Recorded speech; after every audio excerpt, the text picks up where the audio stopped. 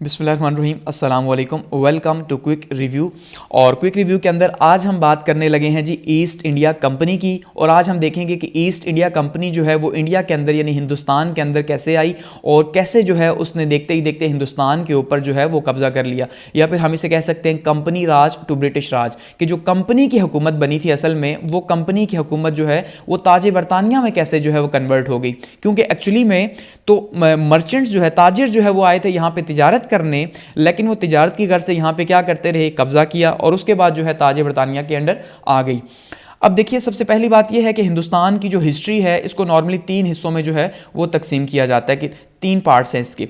सबसे पहले अगर हम देखते हैं तो उसको कहा जाता है जी हिंदुओं का हिंदुस्तान। अब जो हिंदुओं का हिंदुस्तान था वो कौन सा था, वो 1500 से लेके 712 तक का, ठीक है, 1500 BC से लेके 1700 AD तक का, यानी जब आर्यंस आए और उसके बाद जो है 712 जब तक मोहम्मद बिन कासिम ने यहाँ फतह नहीं किया।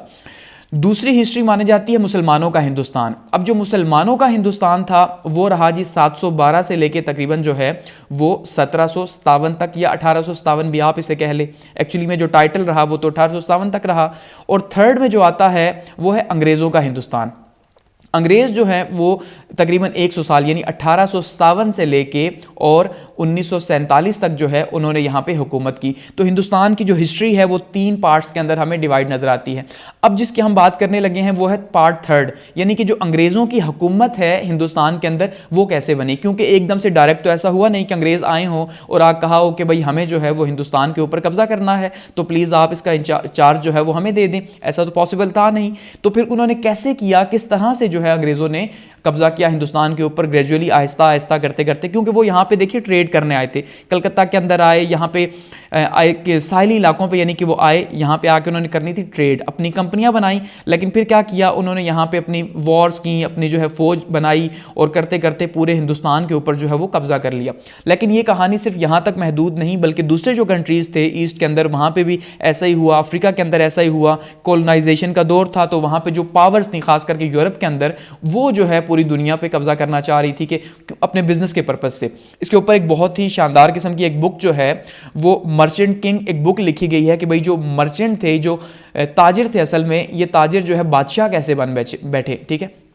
ये जो है स्टीफन और ब्राउन की एक लिखी हुई बुक है, बहुत शानदार, आप इसको भी स्टडी कर सकते हैं इसके ऊपर कि किस तरह से इन्होंने 1600 से लेके 1900 तक यानी 300 साल कंपनियों ने, जो एक्चुअली में कंपनीज थी, उन्होंने जो है वो दुनिया के ऊपर रूल किया। तो हम इसमें डिस्कस करने जा रहे हैं जी। हम देखेंगे मुगल एम्पायर की डिक्लाइन को, उसके बाद हम देखेंगे इंडिया की सिचुएशन कैसी थी, अराइवल ऑफ यूरोपियंस को डिस्कस करेंगे, फ्रांस और यूके की वॉर्स को देखेंगे, war of Plassey, war of Buxar की बात करेंगे, टीपू सुल्तान और हैदर अली की बात करेंगे। इसके बाद मराठा सरकार की बात करेंगे जो एक्चुअल में उस टाइम पे 18वीं सेंचुरी के अंदर एक पावर थी हिंदुस्तान के अंदर। रोहिलियास की बात करेंगे, सिंध को देखेंगे कैसे कब्जा किया, पंजाब के ऊपर कैसे कब्जा किया, और एट द एंड जो है वो औध की रियासत के ऊपर 1856 में कैसे जो है वो कब्जा किया। और फिर वॉर ऑफ इंडिपेंडेंस जो है यानी जंग आज़ादी जो है वो क्यों लड़ी गई, क्या उसके असबाब थे। तो चलिए जो है उसको स्टार्ट करते हैं। आगे बढ़ने से पहले आपको बता दूं, अगर आप कोई डायरेक्टली कोई इनमें से टॉपिक देखना चाहते हैं तो नीचे जो है वो टाइमलाइन मौजूद है, आप वहां पे जाके तो वीडियो को डायरेक्टली वहां ले जाके जो है वहां से वो टॉपिक भी देख सकते हैं। आपको इतनी लंबी वीडियो देखने की ज़रूरत नहीं। तो स्टार्ट करते हैं। सबसे पहले देखते हैं जी कि जो अंग्रेज़ हैं जिस टाइम पे आए तो उस टाइम पे हिंदुस्तान जो है उसके हालात कैसे थे, ठीक है, कि क्यों जो है वो कंपनी को मौका मिला। एक्चुअली में कंपनी तो आई क्योंकि कंपनी तो आगे बिजनेस करना था, तो उस टाइम पे हिंदुस्तान जो है वो कैसा था। तो उस टाइम पे सबसे पहली बात तो ये है कि मुगल एम्पायर जो थी, जो मुगलों की हुकूमत थी, जो 1526 में स्टार्ट हुई थी, जिस पे पूरी वीडियो बना चुका हूँ ऑलरेडी, ठीक है।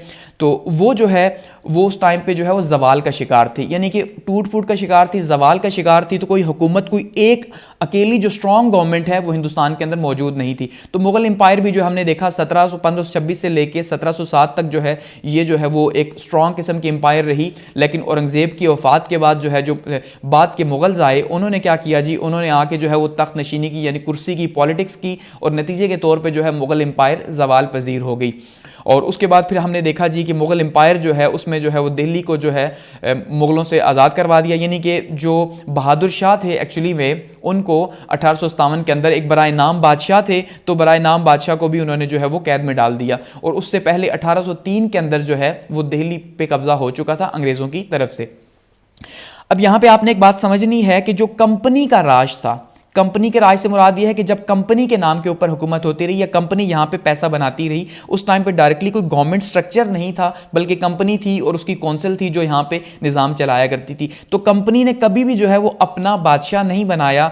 बादशाह से मुराद यह है कोई अंग्रेज जो है वो बादशाह बन के नहीं बैठा या गवर्नर जनरल बन के नहीं बैठा, जैसे ताज बरतानिया जो 1858 के बाद हुआ। तो वो क्या करते, वो सिर्फ और सिर्फ जो है वो टैक्स लेते उनसे, यानी कि बादशाह वही होता या अपने नाम का बादशाह बिठाते और उससे जो है वो टैक्स कलेक्शन वो लेते या एक खास जो है वो अमाउंट बताते कि भाई इतनी आपने हमें जो है वो एनुअल पे करनी है। तो कंपनी इस तरह से हिंदुस्तान के ऊपर जो है वो कब्जा उसने किए रखा। ऐसा नहीं कि उसने जो है वहां पे जाके खुद बादशाह बन के या गवर्नर जनरल बन के बैठ गई।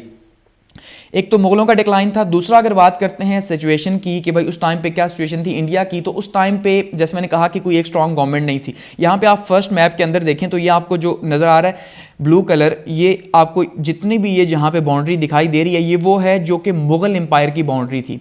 यानी कि मुगलों ने जो हिंदुस्तान के ऊपर रूल किया, वो इतने ज़्यादा हिस्से के ऊपर मुगलों ने जो है वो यहाँ पे रूल किया। ठीक है, उसके बाद क्या हुआ, यानी 1707 के बाद जब मुगल एम्पायर टूट फूट का शिकार हुई, तो नतीजे के तौर पे यहाँ पे जो दूसरी पावर्स थी, ठीक है, वो जो है आहिस्ता आहिस्ता पावरफुल होना स्टार्ट हो गई और उन्होंने क्या किया, कब्जा करना स्टार्ट कर दिया। या जो उनके पहले से किंगडम्स मौजूद थे जिनके ऊपर जो है पहले मुगलों ने आके कब्जा किया था, तो उन्होंने खुद को इंडिपेंडेंट जो है शो किया कि भाई अब हम आज से जो है मुगल एम्पायर के अंडर नहीं। अब जैसे दूसरे मैप के अंदर आप देखें तो यहां पे आपको यहां पे नजर आएगा कि सिख एम्पायर जो है वो आजाद हो गई। मुगल एम्पायर सिर्फ इतनी सी थी, यहां पे आपको पंजाब राजपुताना का कुछ इलाका और साथ में जो है आगरा वगैरह दिल्ली जो है यहां पे मौजूद थी। उसके बाद यहां पे ओध जो है ये आज़ाद हो गया। बंगाल का इलाका, यहां पे बंगाल के साथ जो है वो इस साइड पे उड़ीसा और बिहार का इलाका आज़ाद हो चुका था, इसी में शामिल था। साथ में मराठा एम्पायर जो असल में उस टाइम पे सबसे ज़्यादा पावरफुल थी, मराठा जो है वो सबसे, क्योंकि उस टाइम पे भी जो है यानी जब मुगल जो है वो 1707 से पहले भी जो है मराठा एम्पायर को कभी अपने कब्जे में कंप्लीटली नहीं कर सके, तो उसके बाद ज़्यादा पावरफुल हो गई। यहाँ पे हैदराबाद दक्कन का इलाका जो है वो निज़ाम वहाँ पे मौजूद था, वहाँ पे इंडिपेंडेंट था। मैसूर जो है यहाँ पे एक हिंदू किंगडम मौजूद था, जहाँ पे बाद में हैदर अली जो है वो बादशाह बने। तो यहाँ पे आपको जो छोटी छोटी जो है वो टेरिटरीज नजर आएंगी, छोटे छोटे जो है वो रियासतें थी जो कि 1707 के बाद आज़ाद हो चुकी थी। तो ये हालात थे उस टाइम पे। यानी बंगाल आप अगर देखें, और दिल्ली के अंदर कौन था जी, मोहम्मद शाह मौजूद थे, मुगल एम्पायर, लेकिन जो बराए नाम थे। बंगाल में अली वर्दी खान जो है 1707 के बाद इन्होंने जो है वो अपनी आज़ादी का ऐलान कर दिया। 1707 के बाद यानी औरंगज़ेब की वफ़ात के बाद। हैदराबाद दक्कन की बात करें तो निज़ाम उल मुल्क आसिफ जा जो है उसने 1724 में यहाँ पे आज़ाद मुमलिकत की बुनियाद रखी। अच्छा, मैसूर की अगर बात करें तो हैदर अली जो है पहले हिंदू किंगडम था, उसके बाद हैदर अली ने यहाँ पे आज़ाद रियासत की बुनियाद रखी। रोहिलिया की बात करें या रोहिलखंड की बात करें तो मोहम्मद अली ख़ान जो है 1748 में इन्होंने यहाँ पे जो है इसकी बुनियाद रखी, आज़ाद किंगडम की। दक्कन की बात करें मराठा एम्पायर की तो शिवाजी ने इसकी जो है 1658 के अंदर जो है इसकी बुनियाद रखी और बाद में ये मज़ीद फैलता गया, यहाँ तक कि पूरे हिंदुस्तान के ऊपर मराठा का एक टाइम पे हुकूमत थी। ओध की बात करें तो नवाब सादत अली जो है 1707 में, इसके बाद उन्होंने इंडिपेंडेंस का यहाँ पे ऐलान किया। सिंध जो है यहाँ पे 1701 से जो है वो तलहाड़ा ख़ानदान जब आया, उसके बाद तालपुर, तो ये भी आज़ाद हो गए। और पंजाब की अगर बात करें तो यहाँ पे रंजीत सिंह जो है इसने जो है अपनी आज़ाद जो है एक पूरी की पूरी एम्पायर बिल्ड कर ली थी। तो ये वो हालात थे जो कि हम देख रहे हैं कि उस टाइम पे अंग्रेज़ आए हालात थे। अब बात करते हैं जी अंग्रेज़ों की आमद की, कि अंग्रेज़ जो है वो हिंदुस्तान के अंदर जो है वो कैसे आए, यानी कि अंग्रेज़ों की आमद। तो अंग्रेज़ों की अगर आमद की बात की जाए तो सिंपल ये है कि अंग्रेज़ क्यों आए, तिजारत करने के लिए। सबसे जो पहला उनका पर्पस था वो तिजारत करना था, यानी एज ए ताजिर जो है वो यहाँ पे आए, ट्रेडर्स बन के आए और यहाँ पे फिर आहिस्ता आहिस्ता, ऐसा हम नहीं कह सकते कि वो इरादा ही करके आए थे यहाँ पे कब्जा करने का, ऐसा हरगिज़ नहीं, बल्कि जब यहाँ के उन्होंने हालात देखे कि यार हालात क्या है, यहाँ पे तो कोई एक अकेला जो है वो रूलर है नहीं, तो उन्होंने क्या किया, फिर यहाँ पे कब्जा स्टार्ट कर दिया। तो तिजारत की गर्ज से आए थे। तो सबसे पहले अगर हम बात करें यूरोपीय ट्रेड रूट की, जो पुराना जो ट्रेड रूट था तो वो सिल्क रोड से जाया करता था। यानी सिल्क रोड जो है जो इस पाकिस्तान से भी गुजरता है, शाहराह कराकरम, और सेंट्रल एशिया से भी जो गुजरता है, तो ये जो है ये चाइना जाया करते थे उस टाइम पे। यानी जब पुराने ज़माने की हम बात करें, यानी कि मिडिवल एजेस की बात करें, 712 के बाद की या 1700 के बाद की, तो उस टाइम पे ये जो उनके ट्रेड रूट्स थे ये चाइना जाने के लिए, इंडिया जाने के लिए जो है सिल्क रोड का इस्तेमाल किया करते थे। अब सिल्क रोड इसको क्यों कहा गया, क्योंकि चाइना में जो है वो सिल्क था, चाइना ने सबसे पहले सिल्क बनाना सीखा, कीड़ों से कैसे जो है सिल्क हासिल किया जाता है। तो उसमें जो रेशम था एक्चुअली में, तो वो रेशम वहां पे, ये जो ट्रेडर्स थे यूरोप के, ये क्या करते, चाइना जाते और चाइना से यहाँ से सामान लेके जाते और वहां से सिल्क लेके वापसी पाया करते, जो यहाँ पे यूरोप के अंदर जो एम्पायर्स थी वहां पे बादशाह इस्तेमाल करते रेशम, ठीक है। तो ऐसे में क्या हुआ, इन रास्तों का नाम पड़ गया सिल्क रोड, ठीक है। तो ये जो मैरीटाइम रोड्स है, जहां पे अभी सी पैक जो है वो बनाया जा रहा है, ये बाकी जो प्रोजेक्ट्स हैं सी पैक के हवाले से जो चाइना कंप्लीट कर रहा है, तो चाइना जाया करते थे। लेकिन इसमें बुराई क्या थी कि इसमें साल में एक चक्कर सिर्फ लगाया जाता, यानी साल के अंदर एक चक्कर 6 माह जो है वो जाने के लगते और 6 माह वापसी के, क्योंकि उस टाइम पे घोड़ों और गधों के ऊपर जो है वो सामान लाद के ले जाया जाता था, इसलिए जो है वो 6-6 माह लगते थे। तो इन्हें जो है वो रास्ता चाहिए था, हमेशा से ये तलाश करे थे एक समंदर के रास्ते की, कि भाई एक ऐसा समंदर का रास्ता हो, क्योंकि समंदर से एक तो ट्रेड फास्ट होगी, दूसरा ज़्यादा हो सकेगी। तो वो रास्ता कहीं से मिले, इंडिया जाने का या चाइना जाने का, ठीक है। तो इंडिया की खोज जो है इन्होंने लगाई रखी। उसके बाद फिर यहाँ पे जब ओटोमान एम्पायर आई, यानी खिलाफत उस्मानिया जब जो है वो यहाँ पे अपने जोरों पे थी, तो खिलाफत उस्मानिया ने क्या किया, यहाँ पे जो मेडिटेरेनियन सी था, यहाँ पे इन समंदरों के ऊपर कब्जा कर लिया। तो अब यहाँ से यूरोपियंस का गुजरना पॉसिबल नहीं रहा। ऐसे में जो है फिर यूरोपियंस को सी रूट की तलाश और ज्यादा मजीद जो है वो तेज करनी पड़ी कि कोई समुद्री रास्ता मिले ट्रेड के लिए। तो उन्हें हमेशा यहाँ तक पहुँचते, यानी कि यहाँ जनूबी अफ्रीका, साउथ अफ्रीका तक पहुँचते, वापस चले जाते। लेकिन उसके बाद हमने देखा कि फर्स्ट टाइम फिर क्या हुआ, जो वास्को डे गामा था, ठीक है, पुर्तगीज एक पुर्तगाली था, इस पुर्तगाली ने जो है वो समंदर का रास्ता सबसे पहले जो है वो डिस्कवर किया इंडिया का। ये उसका सी रूट है कि कहाँ से वो लिस्बन से निकला और ये सारे का सारा यहाँ पे कैप ऑफ गुड होप जो जनूबी अफ्रीका के अंदर है, फिर यहाँ से टर्न लेता हुआ यहाँ पे आया और फिर यहाँ पे एक अरब जो था, अरब मल्लाह, उसने जो है हेल्प की, तो फिर यहाँ पे ये कालीकट या कलकत्ता जो है यहाँ पे इंडिया में पहुँचा, ठीक है। तो ये फर्स्ट टाइम इनको सी रूट मिला। इसका मतलब सबसे पहले जो है वो पुर्तगाली जो है वो हिंदुस्तान के अंदर आए और इन्होंने आके यहाँ पे अपनी सेटलमेंट्स बनाई, ट्रेड की गर्ज से, कब्जे की गर्ज से नहीं, ठीक है। अब यहां पे आपको थोड़ा सा यूरोप के अंदर भी समझना होगा कि एक्चुअली में यूरोप के अंदर क्या था। देखिए यूरोप के अंदर 3-4 एम्पायर्स जो थी वो उस टाइम पे मौजूद थी और काफी ज्यादा स्ट्रांग थी। जैसे कि एक हम कह सकते हैं यूके था, वो काफी ज्यादा स्ट्रांग था जो कि यहां मौजूद है।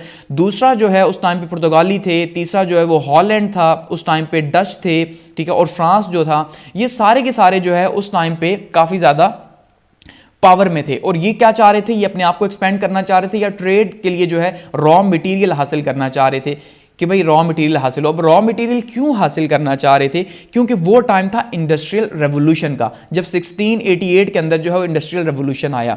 अब क्वेश्चन ये है इंडस्ट्रियल रेवोल्यूशन क्या था, तो सिंपली आप इसको यूं समझिए कि यूं कहा जाता है, देखिए जैसे पहले जो है एक ज़माने के अंदर जब मशीन नहीं थी तो 4 माह के अंदर, ठीक है, 4 माह के अंदर क्या होता है, 400 पेजेस की एक बुक जो है वो पब्लिश होती थी, ठीक है, यानी लिखी जाती, हाथ से लिखी जाती थी। लेकिन फिर क्या हुआ, 400 बुक्स एक माह के अंदर पब्लिश होने लगी। क्यों, प्रिंटिंग प्रेस जो है वो आ गई। इसका मतलब इसी तरह से जब मशीनों ने जो है वो इंसानों की जगह ले ली, इंडस्ट्रीज की जगह ले ली, तो काम क्या हो गया, फास्ट हो गया। अब जब काम फास्ट हुआ तो रॉ मटेरियल भी उतना ही ज्यादा चाहिए था। अब जब रॉ मटेरियल ज्यादा चाहिए था तो सिंपली फिर उन्हें रॉ मटेरियल के लिए दूसरे ममालिक में जाना था, क्योंकि हर चीज यूरोप में तो मौजूद है नहीं। तो इसलिए उन्होंने जो है ऐसे ममालिक का रुख किया कि जहां पे जो है रॉ मटेरियल उन्हें मिल सके। तो इंडस्ट्रियल रेवोल्यूशन था। अब इंडस्ट्रियल रेवोल्यूशन था, साथ में रेनेसेंस था, यानी कि एक यूरोप के अंदर एक जो है बहुत ज्यादा ग्रोथ थी उस टाइम पे। अब आप अगर कहेंगे इंडस्ट्रियल रेवोल्यूशन और रेनेसेंस के ऊपर एक कंप्लीट वीडियो हिस्ट्री के टॉपिक से जो है वो मैं बना दूंगा, आप मुझे कमेंट सेक्शन के अंदर बेशक इसका मेंशन कर दें। इसके अलावा माना जाता है जी अंग्रेज जो है वो 3G के लिए हिंदुस्तान आए। 3G के लिए क्यों हिंदुस्तान आए, या यूरोपियंस खास करके, सिर्फ अंग्रेजों की बात नहीं करते बल्कि जो यूरोपियंस थे वो 3G के लिए, यानी गॉड, ग्लोरी एंड गोल्ड, ठीक है। यानी सबसे पहला पर्पस क्या था कि वो गोल्ड, खजाने की तलाश में आए। खजाने से मुराद ये है कि हिंदुस्तान को सोने की चिड़िया कहा जाता था। यहाँ पे जो है वो रॉ मटेरियल लेने आए, सबसे पहली बात। दूसरी बात, यहाँ पे वो ईसाइयत की तरवीज करने आए थे, यानी प्रीचिंग करने आए थे ईसाइयत की। और तीसरा जो है वो यहाँ पे जो रेस थी यूरोप के अंदर, उस रेस में अपने आप की शान बढ़ाना चाहते थे। यानी फ्रांस की कोशिश थी कि वो ज्यादा ज्यादा एरिया पे कब्जा करे, पुर्तगाली चाह रहे थे वो ज्यादा कॉलोनीज बनाए, यूके चाह रहे थे वो ज्यादा कॉलोनीज बनाए। तो ये आपस की एक रेस थी, यानी ये 3G का जो पर्पस था वो यहाँ पे था। उसमें पुर्तगीज आए, फ्रांस आए, हॉलैंड आए, यूके, ये बड़ी बड़ी जो है नेशंस यहाँ पे आई। अब सबसे पहले 1498 के अंदर जब सी रूट जो है वो डिस्कवर हुआ तो पुर्तगाल यहाँ पे आया। अब पुर्तगाल आया तो उसके बाद पीछे हॉलैंड भी आ गया, ठीक है। अब जब हॉलैंड आया तो हॉलैंड ने क्या किया जी, जो पुर्तगाल यहाँ पहले से मौजूद था उनके ऊपर जो है वो गलबा पाया और हॉलैंड यहाँ पे आ गया। अब हॉलैंड आया तो इन्होंने यहाँ पे यूनाइटेड ईस्ट इंडिया कंपनी बनाई 1602 के अंदर, ठीक है। उसके बाद ब्रिटिश आ गए। ब्रिटिशर्स ने भी 1600 के अंदर जो है वो ईस्ट इंडिया कंपनी बना दी थी, यहाँ पे आप देखें। तो ब्रिटिशर्स जो है उसके बाद आए और उन्होंने क्या किया, हॉलैंड वालों के ऊपर और पुर्तगीज दोनों के ऊपर जो है आके गलबा हासिल किया, यानी उन दोनों को जो है शिकस्तें दी, क्योंकि इनकी आपसी जो जंगें थी बॉर्डर के एरियाज पे वो हर टाइम पे लगी रहती थी। यहाँ इस मैप के अंदर आप देखिए कि कैसे कैसे आए। यहाँ पे आप देखिए ये जो इंग्लिश सेटलमेंट्स हैं, यहाँ पे आप देखिए ये कहाँ पे थी, ये आपको नजर आएंगी। इसके अलावा आप देखिए फ्रांस जो है वो कहाँ कहाँ पे मौजूद था वो आपको नजर आएगा। और इसके अलावा अगर आप बात करते हैं जी डच की, वो देखिए वो कहाँ कहाँ पे मौजूद था।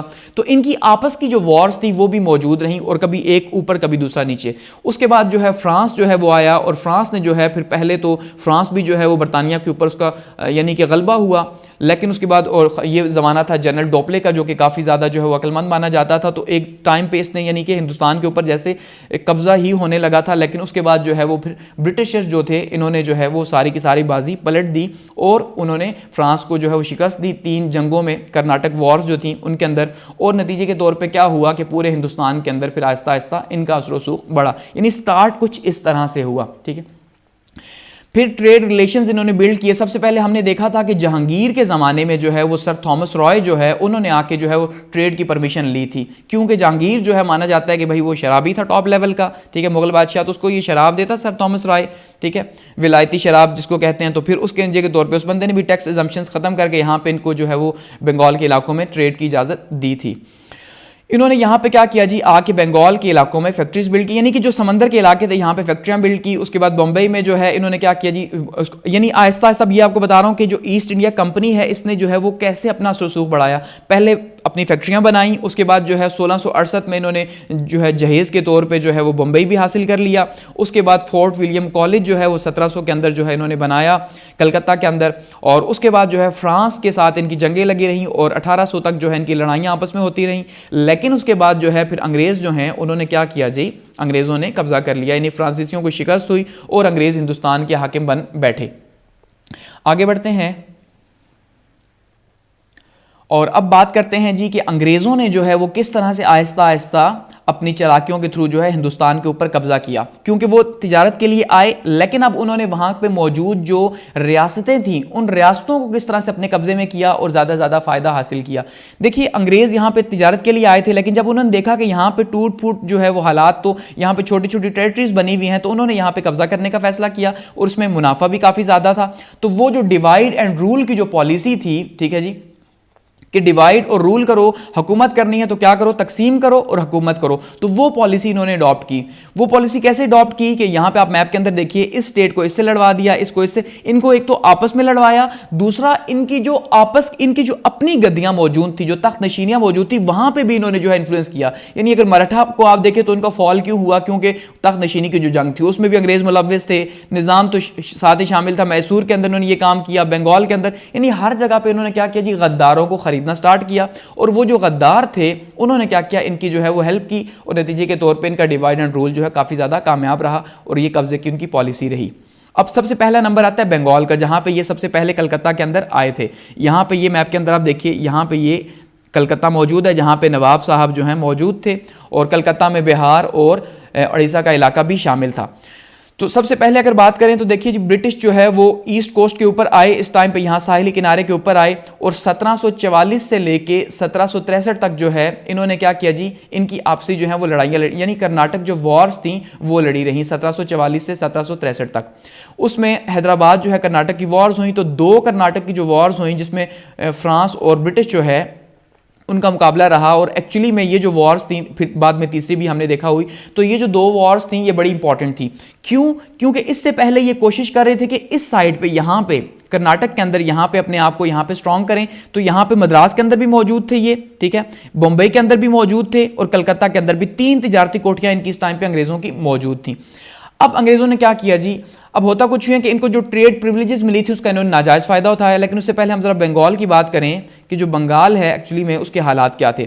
तो वहाँ पे इंडिपेंडेंट रूलर था मुर्शिद कुली खान जो है, जब उसकी वफ़ात हुई 1727 के अंदर, ठीक है, जो सबसे पहले जिसने बुनियाद रखी थी आज़ाद बंगाल की, ठीक है, उसने जो है उसका जो दामाद था शुजाउ, उसका जो बेटा था, सॉरी दामाद, तो ये दामाद था, इसके बाद इसके पास चार्ज आया और उस टाइम पे बंगाल, बिहार और उड़ीसा जो है ये तीनों शामिल थे बंगाल के अंदर, यानी कि बंगाल का ये हिस्सा थे, ठीक है। और इसके बाद जो है यानी शुजाउद्दीन के बाद जो है इसका बेटा जो है वो सरफराज खान आया और 1739 में जो है ये इस टाइम पे रहा। उसके बाद क्या हुआ, अली वर्दी खान जो कि गवर्नर, डिप्टी गवर्नर था, यानी जो गवर्नर था उस गवर्नर के नीचे ये डिप्टी था।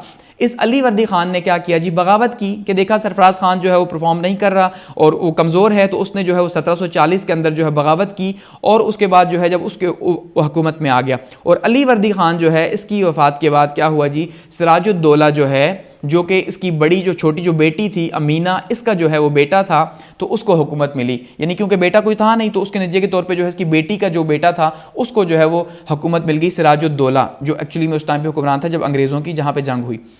अब अंग्रेज़ों ने यहाँ पे क्या किया जी, सबसे पहले यहाँ पे जंग प्लासी हुई, ठीक है। जंग प्लासी यानी जंग प्लासी अंग्रेज़ों की पहली जो है वो, या कंपनी की हम कह लें, कंपनी की पहली जंग थी हिंदुस्तान के अंदर।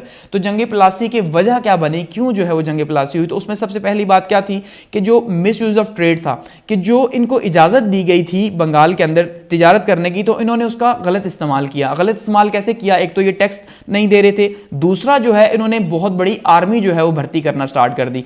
अब एक कंपनी जो है उसको आर्मी की क्या जरूरत, ऐसे ही है। तो नवाब को यहां पे बात खटकी कि भाई कंपनी को आर्मी की जरूरत नहीं, सिर्फ अगर गार्ड चाहिए तो कुछ 10-15 गार्ड होंगे, लेकिन ये तो मकामी हिंदुस्तानी यहां भर्ती किए जा रहे थे, टैक्स डिफॉल्टर्स थे, एक बड़ी आर्मी तैयार कर रहे थे और साथ में जो है फिर कृष्णा दास जो है ये यहां से जो नवाब से भाग के गया था, जो बगावत कर रहा था उस टाइम पे, तो उसको भी उन्होंने जगह दी। जब उसको वापसी का कहा तो उसने जो है वापसी से इनकार कर दिया कंपनी ने। ऐसे में जो है नवाब जो है वो मुर्शिदाबाद से जो है वो कलकत्ता की तरफ उसने मार्च किया, ठीक है जी, यानी उसको इस कृष्णा दास को हासिल करने के लिए और साथ में कंपनी की तरफ कि भाई कंपनी जो है ये क्या कर रही है वहां पे। तो कंपनी को नवाब ने यहां पे आके क्या किया जी, यहां पे छोटी सी एक झड़प हुई, झड़प के नतीजे में अंग्रेजों को मार पड़ी और कंपनी को यहां पे ताला लगा दिया कि भाई आज से यहां पे ईस्ट इंडिया कंपनी बंद है, ठीक है। और साथ में अंग्रेजों को फिर अंग्रेजों ने एक चाल चली, ठीक है, माना जाता है, कुछ लोग इसे सच मानते हैं लेकिन बहुत से हिस्टोरियंस इसे सिवाय एक चाल के और कुछ नहीं मानते, कि भाई एक ब्लैक होल का एक इंसिडेंट था कि वो जो अंग्रेज पकड़े गए थे फैक्ट्री में से उनको जो है कमरे में बंद कर दिया गया। 146 लोग थे तो उनको 146 लोगों को एक छोटे से कमरे में जो है वो बंद कर दिया और वहां पे जो है सिर्फ 23 लोग बचे, बाकी सारे के सारे मारे गए, उनमें एक औरत भी शामिल थी। तो ये खबर जो है फिर पहुंची लॉर्ड क्लाइव तक, जो मद्रास में मौजूद था। वो वहां से फौज लेके निकला, लेकिन यहां पे फिर एक मुआहिदा हो गया और मुआहिदे के तहत जो है वो जो कलकत्ता है उसको रिकैप्चर कर लिया गया मुआहिदे में, यानी बात खत्म हो गई। लेकिन उसके बाद दोबारा से फिर वही हालात हुए पीस डील के बाद, ठीक है। तो फिर से क्या हुआ कि फिर वहां पे जो है वो हालात बने जंग के, क्योंकि जो कंपनी थी उसने जो है वो क्या किया था जी, चंदनगढ़ का जो इलाका था जो बहुत ही इंपॉर्टेंट था फ्रांसीसियों को रोकने के लिए, ठीक है, यानी फ्रांस वालों को रोकने के लिए यहाँ पे कब्जा कर लिया और साथ में मीर जाफर जो है इसका जो आर्मी का जनरल था उसको भी साथ में शामिल कर लिया, ठीक है जी, सिराजुद्दौला के। तो इसका मतलब कंपनी प्लान कर चुकी थी कि अब वॉर करनी है और उन्होंने बदला भी लेना था ब्लैक होल का, जो एक जो है वो साजिश उन्होंने खुद ही रची थी। तो उसमें फिर क्या हुआ कि जंग हुई 23 जून 1757 को, ठीक है, 1757 को जंग हुई। और जंग क्या हुई कि जंग जो है वो महज जो एक छोटी सी झड़प थी, क्योंकि असल में जो मीर जाफर था, मीर जाफर ने क्या किया जी, गद्दारी की और आधी जो फौज थी, क्योंकि ये फौज का जनरल था, अब फौज का जनरल था तो इसने क्या किया जी, गद्दारी की। और इससे पहले से प्लान हो चुका था कि भाई किस तरह करना है, तो इसने जंग में जो है वो फौज को लेकर दूसरी साइड पर निकल गया और नतीजे के तौर पर जो है आर्मी छोटी सी रह गई और उसको आसानी से जो है उन्होंने मात दे दी। और इस तरह से यानी कि कंपनी जो है वो जीत गई, कंपनी को यहाँ पे जो है वो कामयाबी नसीब हुई। और एक जो नया जो यानी मीर जाफर जिसके साथ प्रॉमिस किया गया था कि भाई तुम्हें जो है वो नवाब बनाया जाएगा इसके पास, तो उसको बनाया गया, लेकिन उससे पूरे का पूरी जो कीमत है वो वसूल की गई अंग्रेज, क्योंकि कंपनी थी। अब जाहिर बात है कंपनी थी तो कंपनी को तो तिजारत आती है, तो उन्होंने क्या किया जी, 1 करोड़ रुपए तो इससे लिया, आप अब अंदाजा करें 1 करोड़ उस जमाने का, और साथ में जो है वो 24 परगानाज यानी कि 24 इजला भी साथ में ले लिए। 24 इजला का जो रेवेन्यू था यानी जो टैक्स कलेक्शन था वो सारे का सारा कंपनी के पास जाना था। मीर जाफर जो है उसको दिया गया बंगाल, लेकिन इन शराइत के ऊपर दिया गया। तो कंपनी को कितना फायदा हुआ एक जंग का, ठीक। और उसके बाद जो है इन्हीं रिसोर्सेज से जो है इन्होंने अंग्रेजों ने जो तीसरी कर्नाटक की वार थी वो भी जीती, क्योंकि अगर तीसरी कर्नाटक की वार ये ना जीतते और फ्रांसीसी जो है उस टाइम पे पावर में काफी ज्यादा थे, तो फ्रांस इस टाइम पे जो है वो हिंदुस्तान पे कब्जा कर लेता, लेकिन जो है वो अंग्रेजों को मौका ना मिलता। लेकिन क्योंकि रिसोर्सेज पहले से मौजूद थे, अब इतना 1 करोड़ रुपया 24 परगानास का रेवेन्यू, तो वो सारे का सारा इस्तेमाल हुआ, क्योंकि फ्रांसीसियों के पास तो इतना ज्यादा रेवेन्यू था नहीं।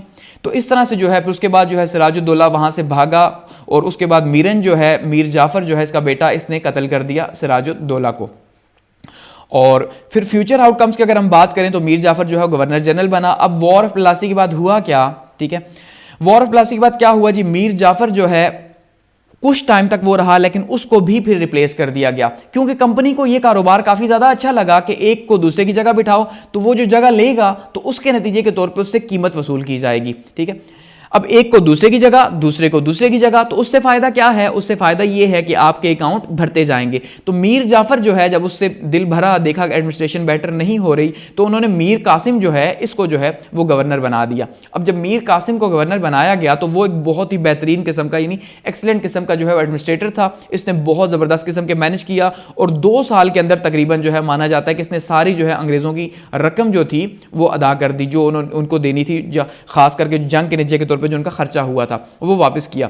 अब जब अंग्रेजों ने देखा कि यार ये तो बड़ा काबिल बंदा है, दूसरा सबसे बड़ा प्रॉब्लम ये था कि जो मीर कासिम था, अब मीर कासिम खुद जो है वो ये नहीं चाह रहा था कि वो अंग्रेजों के अंडर रहे, क्योंकि मीर कासिम काफी काबिल था। उसने देखा कि भाई अंग्रेज जो हैं ये तो बहुत ज्यादा नाजायज फायदा उठा रहे हैं और ये बहुत ज्यादा जो है वो एक तो टैक्स भी नहीं दे रहे, ऊपर से इतना ज्यादा टैक्स मांग रहे हैं और इतना ज्यादा जो है इनकी डिमांड्स ही बढ़ती जा रही हैं। तो उन डिमांड्स की वजह से फिर इसने क्या किया जी, इसने कंपनी के हालात भी देखे कि किस तरह से वो खुद से ही जंगें लड़ रहे हैं। तो मीर कासिम ने फैसला किया कंपनी को साइड पर हटाने का। गो के कंपनी ये जानता नहीं था कि कंपनी से लेके आइए तो कंपनी रिमूव भी कर सकती थी। ऐसे में जो है यानी मीर कासिम का जो एटीट्यूड था कंपनी की तरफ वो काफी ज्यादा सख्त हो गया। इसने सख्त रवैया जो है वो अपनाया मीर कासिम ने कंपनी की तरफ। लेकिन कंपनी जो है वो तो पैसे मांग रही थी, उसको तो पैसे चाहिए थे।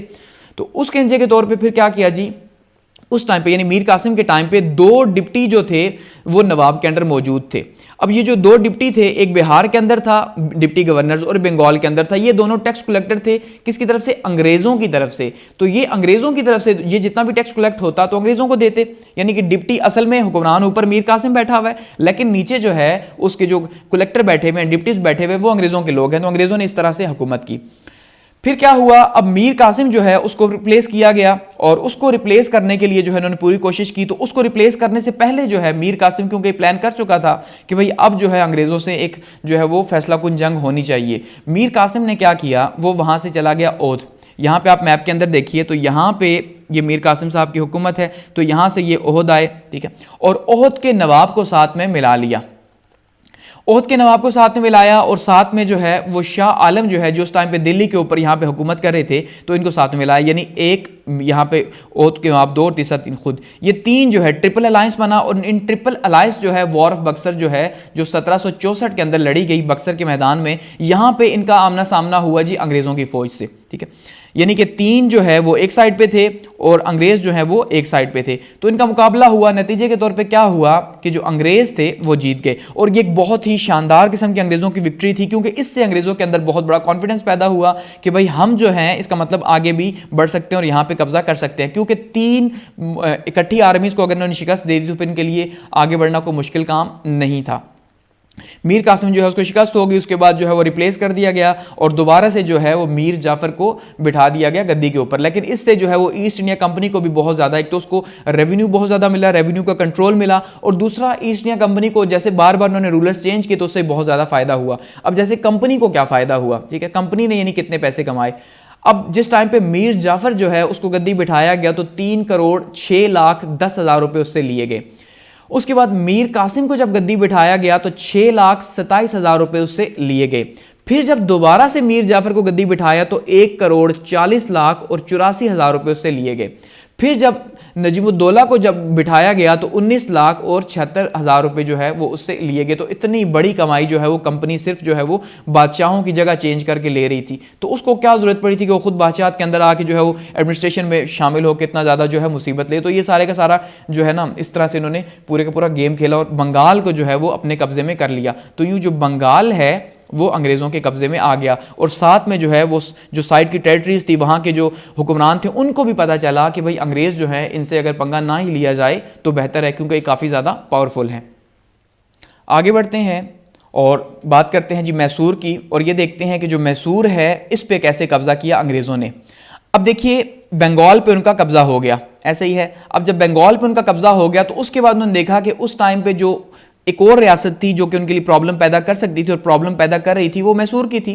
ठीक, तो मैसूर जो है उस टाइम पे जो उसका हाकिम था वो था हैदर अली, और हैदर अली से पहले जो है वो एक हिंदू किंगडम जो था मौजूद था, लेकिन हैदर अली ने जो है फिर वहाँ पे जो है वो कब्ज़ा किया, रिवॉल्ट किया माना जाता है, और उसके बाद जो है फिर कब्ज़ा किया और हुकूमत उसके कब्ज़े में आ गई। अब हैदर अली की अगर बात की जाए तो हैदर अली जो है उसका ताल्लुक जो है वो कुरैशी फैमिली से था, और वो इंडिया जो है माइग्रेट हुए थे, पहले पंजाब के अंदर और फिर यहाँ पे दक्कन के अंदर जो है माइग्रेट हुए। फ़तेह मोहम्मद जो है इनके वालिद का नाम था, और कर्नाटक की मिलिट्री के अंदर जो है वो मौजूद थे। उसके बाद इनके जो फादर थे, यानी इनके वालिद की वफ़ात के बाद इनके जो अंकल थे वो इनके चाचा इनको सरंगापटंग जो है जो कैपिटल था मैसूर का वहां पे लेके आ गए।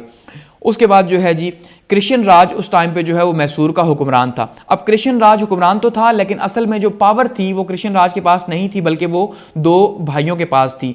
एक जो है वो देवराज था और दूसरा जो है वो नंदराज था। जो नंदराज था ये जो है ये काफ़ी ज़्यादा, यानी कि हैदर अली के क्लोज हुआ, हैदर अली इनके क्लोज हुआ और काफ़ी ज़्यादा जो है वो अपनी बहादुरी के कारनामे दिखाए। तो नंदराज ने प्रमोट कर दिया हैदर अली को, और पहले जो है गवर्नर बनाया और उसके बाद जो है आर्मी का चार्ज दे दिया।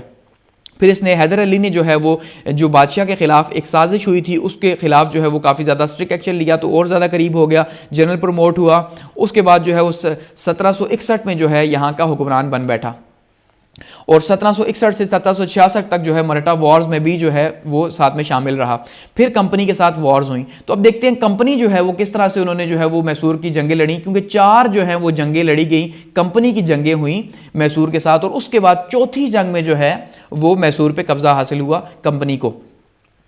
पहली जो जंग थी वो लड़ी गई जी 1767 से लेके 1769 तक, और ये जो जंग थी इसमें 3 लोग जो है वो 3 एक साइड पे थे, यानी कि ट्रिपल अलायंस था दोबारा से, और हैदर अली एक साइड पे थे। यानी एक साइड पे जो है वो निज़ाम था जो हैदराबाद दक्कन में मौजूद था, कंपनी के साथ अलायंस था, दूसरी साइड पे जो है वो मराठा थे, और तीसरी साइड पे जो है वो कंपनी खुद मौजूद थी। एक साइड पे थे इनके मुकाबला जो था वो था जी हैदर अली के साथ। तो पहली जो जंग थी उसमें अब हैदर अली ने भी क्या किया, डिप्लोमेसी से काम लिया। सबसे पहले उन्होंने क्या किया जी, मराठा को जो है वो अलग किया, 34 लाख रुपए मराठा को दिए और मराठा को जो है वो अलग कर दिया जंग से। उसके बाद निज़ाम के साथ भी जो है ट्रीटीज जो है वो साइन की, और निज़ाम को भी जो है वो जंग से अलग किया। और जो है वो असल में जो हैदर अली थे वो असल में जो दुश्मन समझते थे वो मराठा को समझते थे, अंग्रेज़ों को नहीं समझते थे वो ज़्यादा दुश्मन। तो इन्होंने अलग तो किया, लेकिन उनको अभी फोकस उनका कंपनी की तरफ था। तो उसमें जो है वो फिर उन्होंने क्या किया जी, कंपनी के साथ जो जंग हुई तो जंग में जो है वो कामयाबी हासिल हुई, लेकिन साथ में फिर उन्होंने जो है वो एक ट्रीटी भी साइन कर दी 1769 के अंदर, मद्रास ट्रीटी। ये जो मद्रास की जो ट्रीटी थी ये साइन इसलिए की क्योंकि अभी भी हैदर अली का जो ख्याल था वो यही था कि भाई अगर हम अंग्रेज़ों के साथ लगा के रखते हैं अंग्रेज़ को, क्योंकि वो तो ये नहीं जानते थे अंग्रेज़ कब्जा करने की अब जो है वो नियत रखते हैं, तो उन्होंने कहा अंग्रेज़ों के साथ अगर हम रखेंगे तो असल दुश्मन हमारे हैं मराठा, तो हम क्या करेंगे अंग्रेज़ों के साथ मिलकर मराठा को जो है वो शिकस्त देंगे, जो उस टाइम पे एक्चुअल में पावर थे इंडिया के अंदर। यहाँ मैप के अंदर अगर आप देखें तो यहाँ पे जो है ये एरिया जो है ये मैसूर का एरिया है, ये वो स्टेट है जिस टाइम पे अंग्रेज़ अभी यहाँ पे मौजूद नहीं थे, तो हैदर अली जो है यहाँ पे मौजूद थे। तो यहाँ पे जो है वॉर के बाद उसको फिर उन्होंने क्या किया, ठीक है। तो पहली वॉर में तो वैसे भी कामयाबी हासिल हुई थी, तो मद्रास जो है यहाँ पे आप देखिए तो मद्रास की ट्रीटी जो है वो साइन हो गई, तो यहाँ पे जो मामलात है रफा दफा हो गए। लेकिन इसकी जो मैसूर है इसके आप देखिए दूसरी साइड पे क्या क्या मौजूद है, एक साइड पे निज़ाम की टेरिटरी मौजूद है, ठीक है, निज़ाम हैदराबाद का, दूसरी साइड पे जो है ये पूरे का पूरा ये जो एरिया आपको नज़र आ रहा है ये सारे का सारा जो है ये पाशवाज टेरिटरी है, यानी कि ये मराठा यहाँ पे एम्पायर थी, ये सारी की सारी मराठा एम्पायर, एक बॉर्डर के साथ जो है मैसूर के मराठा एम्पायर, दूसरे के साथ निज़ाम, और तीसरे के साथ इस साइड से जो है ये सबसे बड़ा मसला अंग्रेज़। तो अंग्रेज़ों को यहाँ पे शिकस्त हो गई। उसके बाद क्या हुआ, सेकंड जो है मैसूर के अगर बात करें तो उसमें सेकंड मैसूर वॉर हुई क्यों, उससे पहले अगर हम रीजंस देखते हैं तो जो ट्रीटी हुई थी मद्रास की उसमें यह तय हो चुका था कि अंग्रेज जो हैं वो क्या करेंगे कि इन फ्यूचर अगर जो है मुसीबत पड़ती है मैसूर की रियासत के ऊपर या कोई जंग होती है मैसूर की तो अंग्रेज उसका साथ देंगे। लेकिन जब मराठा के साथ 1771 में हैदर अली की जंग हुई तो अंग्रेज़ों ने जो है बार बार हैदर अली ने बुलाया भी, लेकिन अंग्रेज़ों ने इनकार कर दिया, क्योंकि उससे पहले अंग्रेज़ों मराठा के साथ भी एक पीस डील साइन हो चुकी थी अंग्रेज़ों की कि भाई हम जो है आपकी किसी वॉर में शामिल नहीं होंगे, अगर आपके खिलाफ कोई जंग लड़ेगा तो हम उसमें शामिल होंगे, जो जिसका हम आगे देखेंगे, ठीक है। तो वो शामिल नहीं हुए, इसकी वजह से जो है एक तो इन्होंने वादा खिलाफी की, यानी कि जो ट्रीटी थी उसके अगेंस्ट था, इस वजह से हैदर अली जो है पहले इनके खिलाफ थे। तो सेकंड वॉर जो है 1780 से 1784 जो है ये लड़ी गई, लेकिन पहले 2 साल तक जो है वो हैदर अली मौजूद थे, लेकिन उसके बाद हैदर अली जो है वो शहीद हो गए और टीपू सुल्तान जो है वो इस जंग को आगे लेके चले। तो टीपू सुल्तान जिनका असल नाम था अबुल फतेह, ठीक है, तो उन्होंने जो है मैदान जंग के अंदर ही जो है इस जंग के दौरान ही जो है उनकी ताजपोशी हुई और वो जो है वो हैदराबाद के बादशाह बने। तो ये जो दूसरी जंग थी, ये जंग भी जो है ये ट्रीटी ऑफ मैंगलोर जो है ये इसके ऊपर खत्म हुई और ये एक शानदार किस्म की जो है वो फतह थी टीपू सुल्तान की। यानी कि जो दूसरी जो टीपू सुल्तान था, जो दूसरी जंग थी मैसूर की, उसमें काफ़ी ज़्यादा कामयाबी हासिल की और बहुत ही बैड टर्म्स के ऊपर ये ख़त्म हुई। यानी अंग्रेज़ों से जो है वो काफ़ी बुरी तरीके से अंग्रेज़ ये जंग हारी, तो उनसे जो है वो काफ़ी ज़्यादा बातें मनवाई गई, ठीक है। तो टीपू जो है उसने फिर तैयारी स्टार्ट कर दी थर्ड वॉर की। अब टीपू सुल्तान जो है इनका जो अलायंस था वो फ्रांस के साथ था, फ्रांसीसियों के साथ था, ठीक है। ये चाह रहे थे कि जो फ्रांसीसी हैं वो इनके साथ शामिल हों। एक तो इनकी टीपू सुल्तान की फौज की जो ट्रेनिंग है वो भी फ्रांसीसी जनरल्स कर रहे थे, तो ये चाह रहे थे कि फ्रांसीसियों के साथ मिल के जो है वो अंग्रेजों को यहां से निकाला जाए। तो यही जो प्रॉब्लम था कि, और अंग्रेज ये चाह रहे थे कि किसी तरह से जो फ्रांसीसी हैं इनको यहां से बेदखल किया जाए, क्योंकि यूरोप के अंदर भी इनकी आपस में इसी तरह से वॉर लगी हुई थी। इसी के नतीजे के तौर पे जो है वो थर्ड जो है वो वॉर हुई और थर्ड वॉर जो है ये असल में जो है वो फ्रेंच, क्योंकि उनका ताल्लुक जो है वो टीपू सुल्तान के साथ ज़्यादा क्लोज हो चुका था, तो 1790 से 1792 के बीच में ये जंग लड़ी गई। तो इसी वजह से अंग्रेज़ ये चाह रहे थे कि टीपू सुल्तान को मजीद जो है मोहलत ना दी जाए, क्योंकि अगर मजीद मोहलत दी जाएगी तो क्या होगा, वो ज़्यादा जो है वो स्ट्रांग हो जाएगा और फिर उसे टैकल करना मुश्किल होगा।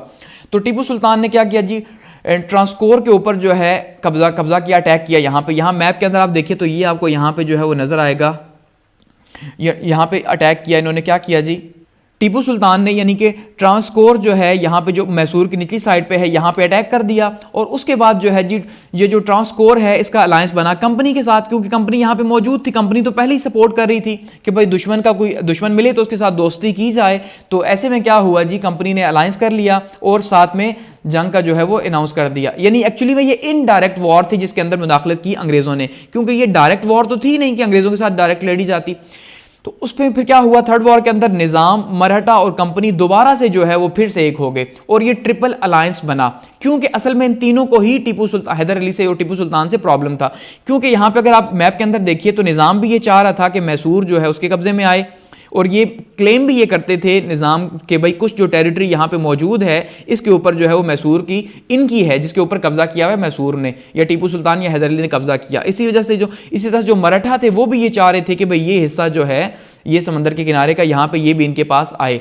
तो ऐसे में क्या हुआ जी, टीपू सुल्तान को फिर शिकस्त हुई 1792 के अंदर और ये काफ़ी बुरी शिकस्त थी, क्योंकि यहाँ से जंग स्टार्ट हुई और आखिरकार जो है वो टीपू सुल्तान को वापस जो है सरंगापटन जाना पड़ा, अपने कैपिटल जो है वहाँ जाके डिफेंड करना पड़ा। लेकिन वो भी वॉर इतनी बुरी थी, फिर वहाँ पे बहुत ही बैड टर्म्स के ऊपर ये वॉर ख़त्म हुई।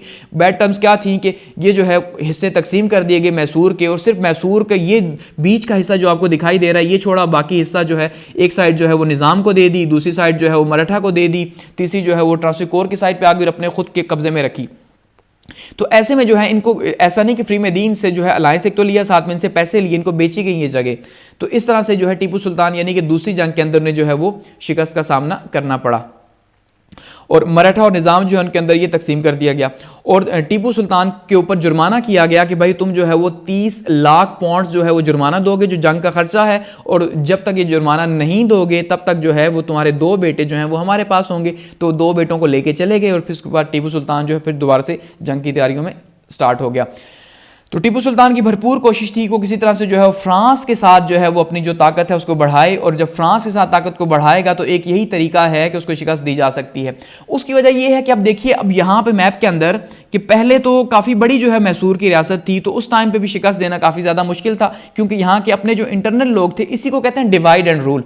अब देखिए बजाय इसके कि मैसूर जो है ये जो टीपू सुल्तान का साथ देता निज़ाम और ये जो मराठे जो हैं ये साथ देते और मिल के अंग्रेज़ों के खिलाफ लड़ते, ठीक है, लेकिन अंग्रेजों ने क्या चालें चली, उन्होंने इनको आपस में लड़वा दिया और आपस में लड़वा के यहां पे कब्जा किया। अदरवाइज ऐसा कभी पॉसिबल नहीं था कि अंग्रेज जो है यहां पे कब्जा कर सकते। तो टीपू सुल्तान ने काफ़ी ज़्यादा कोशिशें की, इवंस ने खतूत लिखे, मिस्र के जो है वहाँ पे बादशाहत को लिखे, इसी तरह से ओटोमान एम्पायर को लिखे कि प्लीज़ आप हमारी मदद करें, लेकिन वहाँ से कोई खातिर ख्वाह मदद हो नहीं सकी, वहाँ पे भी हालात क्योंकि ख़राब थे। फिर 1799 के अंदर कंपनी ने जो है वॉर डिक्लेयर कर दी कि भाई तुम जो है वो फ्रांसीसियों की मदद ले रहे हो और इस तरह से उनको जो है वो दखल दिलवा रहे हो, तो ये जो है ट्रीटी के अगेंस्ट है। तो ऐसे में जो है फिर उस टाइम पे जनरल हैरिस जो था, 2 आर्मीज आई, एक जनरल हैरिस जो है वो कर्नाटक से आर्मी लेके गया, दूसरी मुंबई की आर्मी आई, यानी एक इस साइड से जो है वो आर्मी आई और दूसरी जो है वो इस साइड से आई। तो ऐसे में जो है फिर वहां पे जो है वो एक शदीद किस्म की वॉर हुई 1799 के अंदर। निज़ाम भी इसमें शामिल था, उसने कहा भाई मुझे भी मौका मिलना चाहिए, पहले भी टेरिटरी मिली थी फिर मिलेगी। तो वॉर का रिजल्ट क्या रहा कि टीपू सुल्तान जो है वो शहीद हो गए इस जंग के अंदर। और इस जंग में जो है जब टीपू सुल्तान अपने किले में लड़ रहे थे तो उस टाइम पे उन्हें कहा गया कि भाई आप सरेंडर करें। तो उस टाइम पे टीपू सुल्तान ने कहा था कि शेर की एक दिन की जिंदगी जो है वो गीदड़ की 100 साल की जिंदगी से बेहतर है। तो टीपू सुल्तान ने जो है वहां लड़ते लड़ते जाम शहादत नोश की। और माना जाता है कि भाई 7 दिन तक जो है वो टीपू सुल्तान की लाश के करीब कोई नहीं आया, क्योंकि वो इतना ज़्यादा एक खौफ था कि भाई कहीं जो है ना, क्योंकि उनका जो शहीद हुए थे तो उनका हाथ जो है वो टिका हुआ था तलवार के ऊपर। तो 7 दिन के बाद माना जाता है कि अंग्रेज़ ने लात मारी तलवार को, तो वो फिर नीचे गिरे, पता चला ये तो शहीद हो चुके हैं। तो अभी कितना सच है ये नहीं जानते, लेकिन जो है बहुत बहादुरी से लड़े। तो मैसूर जो है इसके बाद कंपनी के अंडर चला गया, यानी 1799 के अंदर जो है फिर मैसूर कंपनी के अंडर गया। यहाँ पे फिर दोबारा से एक हिंदू को इंचार्ज बना दिया गया, उसको किंगडम दे दिया गया छोटा सा, और साथ में उससे फिर रेवेन्यू इसी तरह से जैसे कलेक्ट करते हैं वैसे ही रेवेन्यू यहाँ से कलेक्शन स्टार्ट हो गई। तो टीपू सुल्तान जो है वो इंतहाई बहादुरी से लड़े। और टीपू सुल्तान की जो है वो वफात के बाद या शहादत के बाद माना जाता है जो जनरल हैरिस था, ठीक है, उस जनरल हैरिस ने उस टाइम पे जो है ये नारा लगाया था कि अब हिंदुस्तान हमारा है, यानी अब कोई ऐसा नहीं जो हमें रोक सकता हो यहाँ पे हिंदुस्तान के अंदर। आगे बढ़ते हैं और बात करते हैं जी रोहेलखंड की। अब सबसे पहले आपने यहाँ पे एक बात समझनी है कि रोहेलखंड की अगर हम बात कर रहे हैं तो ऐसा नहीं कि ये जो मैसूर की रियासत है, मैसूर की रियासत के बाद जो है इसे फतह किया गया, ऐसा नहीं, बल्कि हम इंडिपेंडेंटली जो है वो जायज़ा ले रहे हैं कि किस किस स्टेट को जो है वो कैसे कैसे कब्जे में लिया गया। तो ये उस टाइम पे यानी कि 1773 के अंदर और 1774 के अंदर जो है उस टाइम पे इसको कैप्चर किया गया था, क्योंकि जो मैसूर है वो तो 1799 के अंदर जो है वो उस टाइम पे उसको कैप्चर किया गया था 1799 के अंदर। तो यहाँ पे हम बात करें 1773 की और 74 की, तो हम रैंडमली बात कर रहे हैं कि कौन सी जो है वो किंगडम जो है उसको किस टाइम पे कब्जे में किया गया। अब अगर रोहेलखंड की बात करें तो ये एक मुसलमान जो है वो अफगानों की जो है वो हुकूमत यहाँ पे मौजूद थी, और इसको जो है वो पठान स्टेट जो है वो कहा जाता था। तो दाऊद खान जो है 1705 में दाऊद खान जो है इसने इसको इस्टेब्लिश किया था, और अली मोहम्मद खान जो है 1721 में उसके बाद जो है उसका हाकिम बना। उसके बाद जो है अली मोहम्मद ख़ान जो है इसकी जो वॉर हुई वो हुई उस टाइम पे मोहम्मद शाह के साथ, और उसको सर हिंद का गवर्नर बना दिया गया। यानी कि जब वॉर हुई तो उसने देखा कि भाई तुम क्यों हमारे साथ लड़ रहे हो खाम खाम में, तो तुम जो है इसको फिर सर हिंद का गवर्नर बनाया गया। लेकिन इसके बावजूद जो है 1748 में जो अली मोहम्मद ख़ान था, इस अली मोहम्मद ख़ान ने क्या किया जी कि अली मोहम्मद ख़ान ने दोबारा से वापस आया और वापस आके अपनी इंडिपेंडेंस जो है वो डिक्लेयर कर दी कि भाई जो आज से रोहेलखंड है ये जो है यहाँ पे मैं आज़ाद हुक्मरान हूँ। यहाँ अगर मैप के अंदर देखिए तो रोहेलखंड आपको दिखाई नहीं देगा, मगर ये जो ओहद की रियासत है इस टाइम यहाँ पे, और यहाँ पे जो दिल्ली एम्पायर है तो यहाँ पे ये मौजूद था इस जगह पे, यहाँ पे, यानी हिमालय के जो पहाड़ हैं उसके दामन में जो है ये मौजूद था यहाँ पे किंगडम इस टाइम पे। और हाफिज़ रहमत ख़ान जो है जिस टाइम पे मौजूद था, जिस टाइम पे यहाँ पे जो है वो जंग लड़ी गई, और हाफिज़ रहमत ख़ान की जो ट्रीटी थी, अब हाफिज़ रहमत ख़ान की जो ट्रीटी थी वो ओहद के साथ थी। यानी कि हाफिज़ रहमत ख़ान ने क्या किया कि ओहद के साथ एक सुलह कर ली कि भाई जब हम पे जंग होगी, ठीक है, तो अब हम जंग क्या करेंगे, हम जंग मिल के लड़ेंगे, और उसके नतीजे के तौर पर अगर तुम मेरी मदद करोगे तो मैं तुम्हें जो है वो 40 लाख रुपये दूंगा पर जंग। यानी कि जब भी जंग होगी, अब लेट सपोज रोहिलिया का ये एग्रीमेंट 1772 के अंदर हुआ कि भाई जब भी अब रोहिलिया के ऊपर अटैक होगा तो उसकी मदद करेगा ओहद। अब जब ओहद मदद करेगा, ओहद का नवाब, तो उसको उस जंग के नतीजे मदद के तौर पे 40 लाख रुपए मिलेंगे। तो ये एक ट्रीटी, एक एग्रीमेंट हुआ था रोहिलिया का इनके साथ। अब होता क्या है जी कि जब मराठा जो हैं वो मराठा जो हैं उनके खिलाफ जो है वो जंग लड़ी जाती है, क्योंकि मराठा उस टाइम पे बहुत बड़ी पावर थी। यहाँ पे आप देख लें मराठा एम्पायर कितनी ज़्यादा फैली हुई है। तो मराठा एम्पायर पंजाब तक पहुंची थी एक टाइम पे, तो पंजाब तक पहुंची तो इसने जो है रोहेलखंड के ऊपर भी अटैक किया। तो रोहेलखंड के ऊपर अटैक किया तो उस टाइम पे क्या किया जी, जो ओहद थे नवाब जो है, ओहद का नवाब, उसने मदद की रोहिलिया की, तो मदद की, और इस तरह से मराठा को शिकस्त हुई और यहाँ पे रोहेलखंड जो है वो बच गया मराठा स्टेट के अंडर आने से। अब ऐसे में क्या हुआ कि नवाब ने जो है वो फिर अपनी जो मदद मांगी थी उसके नतीजे के तौर पे मांगा जी 40 लाख रुपया कि भाई तुमने कहा था ट्रीटी के अकॉर्डिंगली कि जब मैं तुम्हारी मदद करूंगा तो तुम पैसे दोगे 40 लाख रुपए, तो अब चलो निकालो 40 लाख रुपए दो। तो अब ऐसे में जो रोहिलिया सरदार था उसने क्या किया जी, उसने पेमेंट देने से इनकार कर दिया। अब इनकार ऐसा तो नहीं कि साफ इनकार किया हो कि मैं पेमेंट नहीं देता, लेकिन कहा कि भाई पेमेंट देना काफ़ी ज़्यादा मुश्किल है, क्यों काफ़ी ज़्यादा पैसे हैं, तो आप ऐसा करें कि हम, क्योंकि आपकी प्रोटेक्शन भी साथ में होगी हमारी भी होगी, तो हम इसको किसी और अलायंस में चेंज कर लेते हैं। यानी अगर आपके ऊपर कल को अटैक होगा तो हम क्या करेंगे, हम उस अटैक को जो है वो प्रोवोक करेंगे, हम उसे रोकेंगे, आपकी मदद करेंगे। ऐसे ही है। तो उन्होंने आपस में, लेकिन जो नवाब था उसको तो पैसे चाहिए थे, उसने कहा ऐसा नहीं हो सकता। ऐसे में नवाब ने क्या किया जी, कंपनी से मदद मांगी। ठीक है, अब अंदाजा करिए जरा कि मुसलमानों के खिलाफ ही जो है वो लड़ने के लिए जो है वो अंग्रेज़ों की मदद मांग रहे, तो अंग्रेज़ों को और क्या चाहिए हिंदुस्तान के ऊपर कब्जा करने के लिए। तो उन्होंने क्या किया जी, मदद मांगी और कंपनी ने मदद की नवाब की, और नतीजे के तौर पे अटैक कर दिया रोहेलखंड के ऊपर। ठीक है, और इस तरह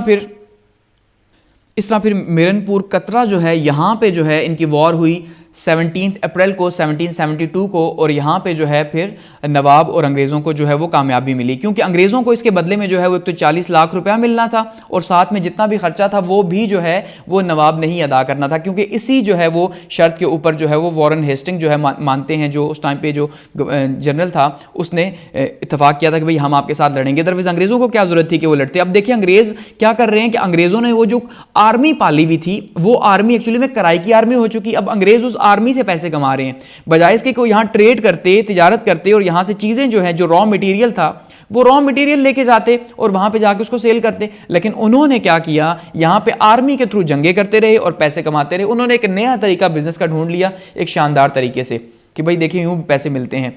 तो हाफिज रहमत खान जो है वो यहाँ पे मारा गया, और उसके बाद जो है बहुत ज़्यादा यहाँ जुल्म और ज़्यादती की गई, यानी कि जुल्म की इंतहा कर दी गई यहाँ पे, कि गलियों में, बाज़ारों में जो उस टाइम पे जो वहाँ पे मौजूद था रोहिलखंड के अंदर, तो उनकी लाशें जो हैं वो बिछा दी गई, क्योंकि नवाब जो है, ये जो कंपनी है, वो चाहते थे कि रोहिलखंड की जो नस्ल है ये नस्ल ही ख़त्म कर दी जाए। तो उन्होंने औरतों और बच्चों को सरेआम जो है मारा, और जुल्म और सितम बहुत ज़्यादा यानी जुल्म किया गया यहाँ पे रोहिलखंड के मुसलमानों के ऊपर, और यहाँ पे फिर जो है इनकी हुकूमत भी ख़त्म हो गई, और ये भी जो है वो ओध के नवाब के अंडर आ गया, और उसके नतीजे के तौर पे उसको पैसे मिले, अंग्रेज़ों को पैसे मिले, तो यहाँ से ये रियासत भी जो है वो ख़त्म हुई।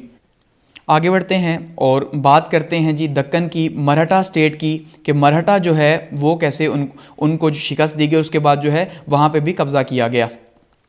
अब सबसे पहले अगर बात की जाए मराठा की, तो देखिए मराठा में, अब जो मराठा थे ये जो औरंगज़ेब का ज़माना था उसी के बाद से ही पावर हासिल करना स्टार्ट हो गए थे। ठीक है, हैदराबाद दक्कन के अंदर ये मौजूद थे, और ये एक हिंदू किंगडम था। तो उस टाइम पे, जिस टाइम पे 1707 के अंदर जो है वो औरंगज़ेब की वफ़ात हुई, तो उससे पहले जो है शिवाजी राव जो थे, इनके जो सबसे पहले माना जाता है एक लीडर थे, तो इन्होंने मराठों को इकट्ठा किया। ठीक है, और मराठों को इकट्ठा करके एक स्टेट बनाया उस टाइम पे, और मुग़लों को बहुत ज़्यादा इन्होंने तंग किए रखा, और मुग़लों को बहुत ज़्यादा चैलेंज दिया। तो शिवाजी राव यानी कि उन्होंने माना जाता है कि क्या किया जी, एक इंडिपेंडेंट स्टेट जो है वो मराठा की बिल्ड की, और असल में हिंदू स्टेट जो बिल्ड की मुगल एम्पायर के ज़माने में वो यही स्टेट थी एक। और उसके बाद बालाजी राव जो है वो पाशवा बने, ये 4th पाशवा थे। पाशवा यानी जैसे वज़ीर आज़म कहा जाता है या बादशाह कहा जाता है उस टाइम का। तो ये जो पानीपत की वार हुई उस टाइम पे बालाजी राव थे, और जो पानीपत की लड़ाई थी ये लड़ी गई जी अहमद शाह अब्दाली जो थे, और अहमद शाह अब्दाली को जो हार थे जी, उन्होंने इन्वाइट किया था यहाँ पे शाह वलीउल्लाह ने। तो शाह वलीउल्लाह के कहने पे अहमद शाह अब्दाली ने यहाँ पे मराठों को जो है वो शिकस्त दी, क्योंकि मराठे उस टाइम पे अपनी पीक के ऊपर बहुत ज़्यादा पावर में थे, और पानीपत की लड़ाई में इनको शिकस्त देगी। मतलब मराठा यहाँ पे अगर आप मैप के अंदर देखिए तो पंजाब तक जो है ये पहुंचे, तो पंजाब के इलाके के ऊपर भी इनका कब्जा मौजूद था मराठा एम्पायर का उस टाइम पे। 1761 के अंदर इतनी बड़ी एम्पायर इनकी बिल्ड हो चुकी थी। और उसके बाद जो है ये दोबारा से 6-7 सालों के अंदर उन्होंने पावर गेन किया, और माधव राव जो है, माधव राव फर्स्ट जो है इसकी जब वफात हुई, तो फिर यहाँ से जो है काफ़ी ज़्यादा प्रॉब्लम स्टार्ट हो गए। वो जो एक किंगडम मराठा ने बिल्ड किया था वो किसके ऊपर बिल्ड किया था, मराठा यूनिटी के ऊपर या हिंदू यूनिटी के ऊपर खास करके बिल्ड किया था, कि भाई ये जो हमारे ऊपर जुल्म स्तम हो रहे हैं या मुसलमान जो हुकूमत कर रहे हैं तो उनको रिप्लेस किया जाए।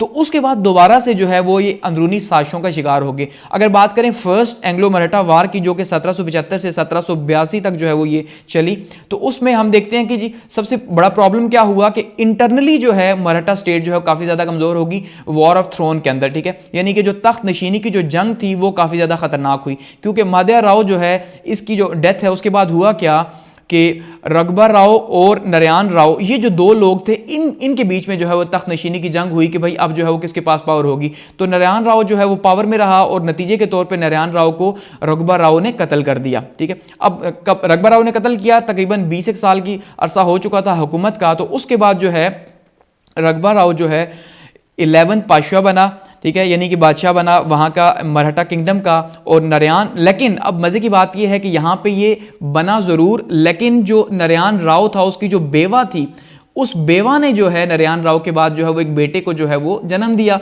अब जब बेटे को जन्म दिया तो वहाँ की जो जेंट्री थी, यानी कि जो वहाँ के जो माना जाता है कि जो बड़े थे, उन्होंने क्या किया जी, उन्होंने ये बात कही कि भाई अब जो हक है, असल में अगर हक की बात की जाए तो तख्त का हक किसके पास जाना चाहिए, तख्त का हक जाना चाहिए नारायण राव के बेटे के पास, क्योंकि रघुबर राव जो है इसने तो कब्जा किया हुआ है। तो ऐसे में जो है यहाँ पे दोबारा से एक जंग जो है तख्त नशीनी की स्टार्ट हो गई।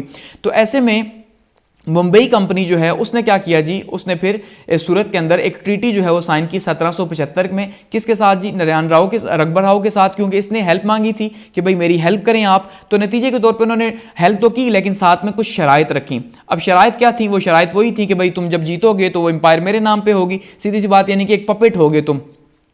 तो वॉर जो है कंपनी और मराठा के बीच में जो है लड़ी गई मई 18 1775 को। ठीक हो गया। अब एक साइड पे एक मराठा जो है वो कंपनी के साथ शामिल था, दूसरी साइड पे मराठे जो है लड़ रहे थे। नतीजे के तौर पे कंपनी जो है वो जीत गई। कंपनी जब जीती, लेकिन अब कंपनी जीत तो गई, अब मसला ये हुआ कि जो हेल्प थी वो मांगी गई थी मुंबई कौंसिल से, ठीक है, यानी बंबई वालों से हेल्प मांगी गई थी मुंबई कौंसिल से। तो उन्होंने कहा, जो कलकत्ता की जो कौंसिल थी लोकल, उसने इसको एक्सेप्ट करने से इनकार कर दिया कि भाई आपको मराठा के इंटरनल अफेयर्स में दखलंदाजी की जरूरत नहीं थी। ऐसे में क्या हुआ कि वो ट्रीटी कैंसिल हुई और एक नई ट्रीटी जो है वो पुरंदर की 1776 के अंदर जो है वो साइन हुई, जिसके तहत गिव अप कर दिया गया कि भाई हमने जो वॉर लड़ी है और जो टर्म्स रखी गई थी ये सारी की सारी हम खत्म करते हैं, हम जो है आपकी जंग के अंदर शामिल नहीं होंगे। फिर उसके बाद क्या हुआ जी, अलाइड फोर्सेस जो थी इनको जो है वो यहां पे डिफीट किया गया टेलीगांव के अंदर, और उसके बाद अनकंडीशनल सरेंडर करना पड़ा कंपनी को, यानी कि अब क्योंकि ये सारे इकट्ठे हो चुके तो कंपनी को फिर सरेंडर करना पड़ा। और फिर 1782 के अंदर जो है फर्स्ट जो है वो एंग्लो मराठा वार जो है वो खत्म हुई सलभाई की ट्रीटी के ऊपर, और उसमें जो है वो कंपनी को काफी ज्यादा नुकसान भी हुआ और काफी ज्यादा जो है उनकी फिर जगहसाई भी हुई। यहां पे आगे बढ़ते हैं और बात करते हैं सेकंड एंग्लो मराठा वार की, कि जो दूसरी वॉर है, दूसरी जो जंग है वो क्यों हुई और उसके असबाब क्या थे, कि क्यों अंग्रेजों के साथ जो है वो दूसरी जंग इनकी हो गई। अब होता क्या है कि जो नाना फरनावस की जो डेथ है 1800 के अंदर हो जाती है। आई एम सॉरी, मैं प्रोनाउंस इसको जो है वो जैसे कर रहा हूँ क्योंकि ये कुछ काफ़ी डिफिकल्ट हिंदू नेम्स हैं तो मेरे से प्रोनाउंस को बेहतर तरीके से नहीं हो पा रहे। तो जो नाना साहब की जो डेथ थी, एक्चुअली में ये डेथ, अब ये जो नाना साहब थे ये आप मान लें कि जो वजीर थे या वजीर आजम आप इन्हें कह लें, जो पाशा के जो नीचे था, जो कौंसिल थी, उस कौंसिल के ये हेड थे और काफ़ी ज़्यादा जो है वो अकलमंद बंदा था। अब जाहिर बात है ये एडवाइजर थे एक किस्म के, तो अब एडवाइजर जो है ये तो चाहते थे कि कंपनी को जो है शिकस्त दी जाए और मराठा इकट्ठे हो जाएं, क्योंकि ये मराठा यूनिटी के ऊपर जो है इनका सारे का सारा फोकस था। ये पहले भी जो आपस की लड़ाइयां तख्त की हुई उनके ऊपर काफी ज्यादा जो है वो नाराज थे। तो ऐसे में जब इनकी डेथ होगी 1800 के अंदर, तो अब ये जो है एक नया दौर स्टार्ट हुआ मराठा के अंदर फायर का, क्योंकि जो मराठा एम्पायर थी अब वो अंदर से टूट फूट का शिकार हो गई मजीद, और अब उसे कोई संभालने वाला भी नहीं था। ठीक है, अब होता क्या है कि फिर दोबारा से दो लोगों का मुकाबला हो जाता है। एक साइड पे दौलत राव सिंधिया और दूसरी साइड पे जसवंत राव आ जाता है, जसवंत राव होलकर। ठीक है, इन दोनों के बीच में जो है वो मुकाबला आता है तख्त का दोबारा से। अब क्या होता है, बाजीराव सेकंड इस टाइम पे जो है वो होते हैं, तो बाजीराव सेकंड की जो सपोर्ट है, जो तख्त पे बैठे होते हैं, तो इनकी सपोर्ट होती है जी दौलत राव होलकर की तरफ, ये सपोर्ट करते हैं दौलत राव होलकर को। अब होता क्या है, पूना के अंदर जो है वॉर होती है, और ये जो पूना की वॉर है इसके नतीजे के तौर पर जो दौलत राव है इसको हो जाती है जी शिकस्त। अब आप जरा समझिएगा कि दौलत राव को शिकस्त का मतलब क्या है, कि दौलत राव को शिकस्त का मतलब है बाजीराव को शिकस्त। बाजीराव को शिकस्त क्यों, क्योंकि अलायंस इनकी थी, अब इनके पास से गद्दी चली गई। अब ऐसे में बाजीराव सेकंड जो है इसने क्या किया जी, इसने अपील कर दी कंपनी से, फिर से दोबारा से कंपनी के पास चले गए कि भाई आप प्लीज हमारी मदद करें दोबारा से हमें जो है वो पावर हासिल करने में। तो कंपनी ने जो है वो एज यूजुअल ट्रीटी साइन की, ट्रीटी ऑफ बेसिन जो है ये यहाँ पे साइन हुई। और ट्रीटी क्यों साइन हुई, कि भाई तुम्हें अगर गद्दी पे बिठाया जाएगा तख्त पे, तो सीधी सी बात है तुम एक पपेट गवर्नमेंट होगे, मुझे टैक्स पे करोगे, मुझे पैसे दोगे, वॉर का जो खर्चा है वो सारे के सारे बर्दाश्त करोगे। तो यहाँ पे ट्रीटी हो गई। अब ट्रीटी के अंदर बहुत ही बुरी टर्म जो है वो शामिल की गई थी। पेशवा जो है यानी जो ये ट्रीटी ऐसी थी, ट्रीटी की जो टर्म्स थी, तो इसमें जो बादशाह था, जो यानी जो पेशवा इनका था, वो सारे का सारा अंडर आ रहा था किसके? अंग्रेजों के, कि ऐसी टर्म्स रखी गई थी। तो मराठा जो है उनको इसके ऊपर काफी ज्यादा जो है वो गुस्सा आया कि भाई जो है कंपनी इतनी ज्यादा पावर है इनकी, इतनी ज्यादा इनकी गवर्नमेंट फैली हुई है, पूरे हिंदुस्तान के ऊपर इनका कब्जा है, तो ये कैसे हो सकता है, इतनी जो है ना बुरी तरह की टर्म्स उन्होंने रख दी। तो मराठा सारे के सारे इकट्ठे हो गए कंपनी के खिलाफ कि भाई हमें ये ट्रीटी जो है वो एक्सेप्टेबल नहीं। इस टाइम पे जो है वो यूनिटी का टाइम है। ऐसे में जो है फिर कंपनी ने जो है वो वॉर डिक्लेयर कर दी 1803 के अंदर। जब वो इकट्ठे हुए तो मराठा जो है उनको शिकस्त हो गई। अब जब मराठा इकट्ठे हुए उसके बावजूद जो है वो कंपनी ने उन्हें शिकस्त दे दी। अब आप यहां पे अंदाजा करें तो कंपनी ने शिकस्त दे दी उन्हें। उसके बाद जो है वो जी डियोजन ट्रीटी हुई और राजा ऑफ बेरर के साथ। अब ये जो राजा ऑफ बेरर है, ये जो बेरर की जो यहां पे सल्तनत थी, ठीक है, इस इलाके के अंदर, ये भी जो है वो मराठा एम्पायर का हिस्सा ही थी। आज़ाद रियासतें मौजूद ज़रूर थी इसके अंदर कुछ स्टेट्स, तो लेकिन ये इसका हिस्सा थी। तो यहाँ पे इसके साथ फिर जो है ये ट्रीटी हो गई और कंपनी जो है उसने अपना एरिया एक्सटेंड किया, यानी कि क्योंकि वॉर तो जीत चुकी थी कंपनी, तो कंपनी ने फिर उसके नतीजे के तौर पर जो है कुछ उनसे जो एरिया मांगा तो वो एरिया उन्हें देना पड़ा। तो इस तरह से कंपनी को इसमें फ़ायदा हुआ। अब अच्छा, उसके बाद क्या हुआ जी, फिर जसवंत राव के साथ जो है वो वॉर हुई और फिर भरतपुर राजा जो है उसके साथ अलायंस हो गया राव का, यानी कि बाजीराव जो है उसका अलायंस किसका हुआ जी? भरतपुर के राजा के साथ अलायंस हुआ और फिर दोबारा से यहाँ पे जो है अलायंस हुई, जंग हुई, लेकिन फिर ट्रीटी जो है वो भरतपुर के साथ भी एक साइन हो गई यहाँ पे। उसके बाद हम बढ़ते हैं थर्ड वॉर की तरफ। अब देखिए जब सेकंड वॉर की, अब यहां पे हम जब बात कर रहे हैं कि जब दूसरी जो जंग हुई तो दूसरी जंग में बहुत ज्यादा यानी कि एक किस्म की ये इंसल्ट थी मराठा की कि भाई मराठा इकट्ठे भी हुए, बावजूद उसके जो है उनको शिकस्त दे दी गई। तो मराठा के दिल में तो काफी ज्यादा गुस्सा था और साथ में जो ट्रीटी ऑफ जो बेसिन थी, इसकी जो टर्म्स भी जो है वो बहुत ज्यादा जो है इनको अभी तक जो है वो इनके दिमाग में थी, काफी ज्यादा बेइज्जती थी। तो ऐसे मराठा तो कोशिश कर रहे थे, मौका ढूंढ रहे थे कि किसी तरह से दोबारा मौका मिले और कंपनी को जो है वो शिकस्त दी जाए। तो इन्होंने अलायंस बनाया, दोबारा से इकट्ठे हुए, ठीक है, और आसपास के राजाओं की जो है वो भी मदद हासिल की। और उस मदद के बाद जो है जी अब हुआ क्या कि जंग से पहले एक जो इन्वॉय था, एक वफ्द जो था, उस वफ्द को एक वजीर ने जो है वो कत्ल कर दिया। जो जनरल था जो मराठा का, उसने 1815 के अंदर कत्ल कर दिया उसे। एक दूसरी स्टेट का जो वफ्द आया था उसको कत्ल किया। तो ऐसे में जो कंपनी थी, कंपनी ने क्या किया जी, कंपनी ने कहा आपके साथ तो टर्म्स थी कि आप किसी भी जो वफ्द है उसको कत्ल नहीं कर सकते जो दूसरी स्टेट से आया हो, अब हम जो है बादशाहत को बदलेंगे। तो ये दोबारा से एक बेइज्जती वाली बात थी। तो ऐसे में जो है वो बादशाह को जब इन्होंने रिप्लेस करने की बात की तो ऐसे में फिर से जो है वो एक ट्रीटी साइन हुई 1817 की। तो ये ट्रीटी जो है साइन तो हो गई, लेकिन ट्रीटी जो है मराठा ने मानने से इनकार किया और जो है वो फिर से जंग जो है वो स्टार्ट हो गई। थर्ड मराठा वॉर जो है वो हो गई। अब इसमें क्या हुआ, दोबारा से जो है वो मराठा को शिकस्त हो गई, यानी कि तीसरी बार भी जो है वो मराठा को कंपनी के हाथों शिकस्त हुई और मराठा एम्पायर जो है वो कंपनी के अंडर चली गई। इस तरह एट द एंड, यानी कि एट द एंड क्या हुआ कि जो मराठा थे उसके ऊपर मराठा स्टेट जो थी, यहां पे अगर आप मैप के अंदर देखिए तो ये जो स्टेट है इस सारी की सारी स्टेट के ऊपर भी कंपनी का कब्जा हो गया। अब यहां पे ये स्टेट पहले से आ चुकी है, यहां पे ऑलरेडी कब्जा हो चुका है, मैसूर की रियासत के ऊपर भी कब्जा हो चुका, यहां जो है रोहिलखंड की रियासत थी यहां पे भी कब्जा हो चुका है। इस मैप के अंदर आप देखिए, यानी कंपनी जो है वो आहिस्ता आहिस्ता आहिस्ता आहिस्ता कोठियों से कहां तक एक्सटेंड कर गई और इतनी बड़ी मराठा एम्पायर को भी उसने शिकस्त दे दी। आगे बढ़ते हैं और बात करते हैं जी फॉल ऑफ सिक्स की या पंजाब की, कि भाई पंजाब जो है उसके ऊपर जो है वो कैसे अंग्रेजों का कब्जा हुआ और सिखों को जो है वो कैसे शिकस्त दी अंग्रेजों ने।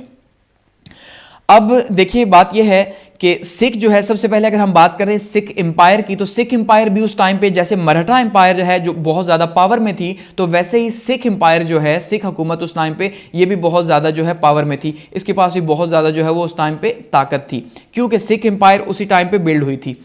अब सिख एम्पायर जो है, अब ये जो पंजाब था, इसकी बात की जाए तो सबसे पहले जिस टाइम पे नादिर शाह का हमला हुआ था 1739 के अंदर, तो नादिर शाह ने क्या किया, पंजाब को काबुल के अंडर कर दिया। जो काबुल यहाँ पे दुरानी, यहाँ पे मैप के अंदर अगर आप देखें तो जो दुरानी डायनेस्टी है यहाँ पे काबुल के अंडर जो है वो पंजाब को कर दिया, ठीक है। उसके बाद मराठा ने जो है दोबारा से पंजाब के ऊपर कब्जा किया और इसको जो है वो हिंदुस्तान का हिस्सा बना दिया, मराठा एम्पायर का हिस्सा बना दिया। उसके बाद जब पानीपत की लड़ाई हुई अहमद शाह अब्दाली की, पानीपत की, तो उस पानीपत की लड़ाई में क्या हुआ कि दोबारा से पंजाब जो है वो हासिल हुआ और पंजाब को फिर से दोबारा से काबुल के अंडर कर दिया। यानी एक बार काबुल से निकला, पंजाब मराठा के अंदर चला गया, फिर मराठा से निकला, फिर जो है वो काबुल के अंदर चला गया। तो ये कुछ सिखों के साथ यानी पंजाब के साथ कुछ ऐसा होता रहा। उस टाइम पे सिख जो थे वो जो है उनके जत्थे मौजूद हुआ करते थे, कुछ बैंड्स थे, ठीक है, यानी कि कुछ ग्रुप्स थे सिखों के। जैसे कि सिख जो है, अब जब औरंगजेब का ज़माना था तो उस टाइम पे सिखों के साथ जो हालात थे वो बहुत ज़्यादा ख़राब हो गए थे मुग़ल एम्पायर के, क्योंकि सिखों ने, जो औरंगजेब है इसने इनके खिलाफ ऑपरेशन भी किया और काफ़ी ज़्यादा जो है इनको कत्ल गारत भी हुई। नतीजे के तौर पर कुछ सिख जो गुरु है उनको लटकाया भी गया, उनको कत्ल भी किया गया। तो ऐसे में जो है इनकी मुग़लों के साथ तो वैसे ही पहले से दुश्मनी थी। तो उस टाइम पे सिखों ने क्या किया जी, सिखों ने कुछ अपने छोटे छोटे टोले बना लिए, ठीक है, छोटे छोटे टोले बनाए और उनके छोटे छोटे टोलों के सरदार भी मौजूद हुआ करते थे। तो कुछ जो है वो सुतलज के इस साइड पे, कुछ सुतलज के, दरिया सुतलज के उस साइड पे मौजूद थे। अब ऐसे में क्या हुआ, जो महा सिंह था, जो रंजीत सिंह का बाप था, जो असल में, क्योंकि जब पंजाब की जो है वो शिकस्त हुई तो उस टाइम पे रंजीत सिंह का बेटा था, तो रंजीत सिंह जो है असल में इसने पंजाब को जो है सिख हुकूमत यहाँ पे बनाई और सिख हुकूमत को एक जो है बिल्ड किया। इससे पहले तो सिख हुकूमत थी नहीं। तो महा सिंह जो है, रंजीत सिंह का जो बाप था, उसके पास भी जो है वो एक जत्था मौजूद था, या एक जो है वो ग्रोह मौजूद था, एक बैंड मौजूद था। जब उसकी डेथ हो गई 1792 के अंदर, यानी महा सिंह जो है इसकी वफात हुई 1792 के अंदर। अब क्या होता है, रंजीत सिंह जो है वो आ जाता है जी हुकूमत के अंदर। लेकिन रंजीत सिंह क्योंकि काफ़ी ज़्यादा बहादुर था और ये बहुत ज़बरदस्त किस्म का वॉरियर था, तो इसलिए जो ज़मान शाह था, यानी जो नादिर शाह का पोता था, ठीक है जी, अहमद शाह अब्दाली का, सॉरी, तो उसने क्या किया जी, अहमद शाह अब्दाली ने इसे, इसके पोते ने जो है, ज़मान शाह ने इसे जो है लाहौर का गवर्नर मुकर्रर कर दिया राजा के टाइटल के साथ, कि भाई तुम जो है लाहौर के राजा हो। ये टाइटल दिया गया रंजीत सिंह को और लाहौर का गवर्नर बना दिया गया।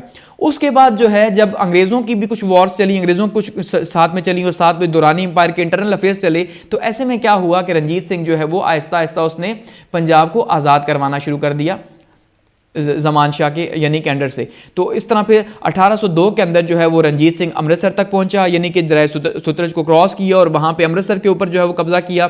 अब जब अमृतसर के ऊपर कब्जा किया तो जो दरिया सुतलज के इस साइड पे था उसको कहा जाता था सिस सुतलज। ये जो सिस सुतलज है, ये छोटी छोटी जो स्टेट थी, ये स्टेट सिखों की स्टेट्स थी लेकिन थी अंग्रेजों के कब्जे में। जरा बात को समझना है, ये थी किस साइड पे, ये इंडिया की पंजाब की साइड पे थी।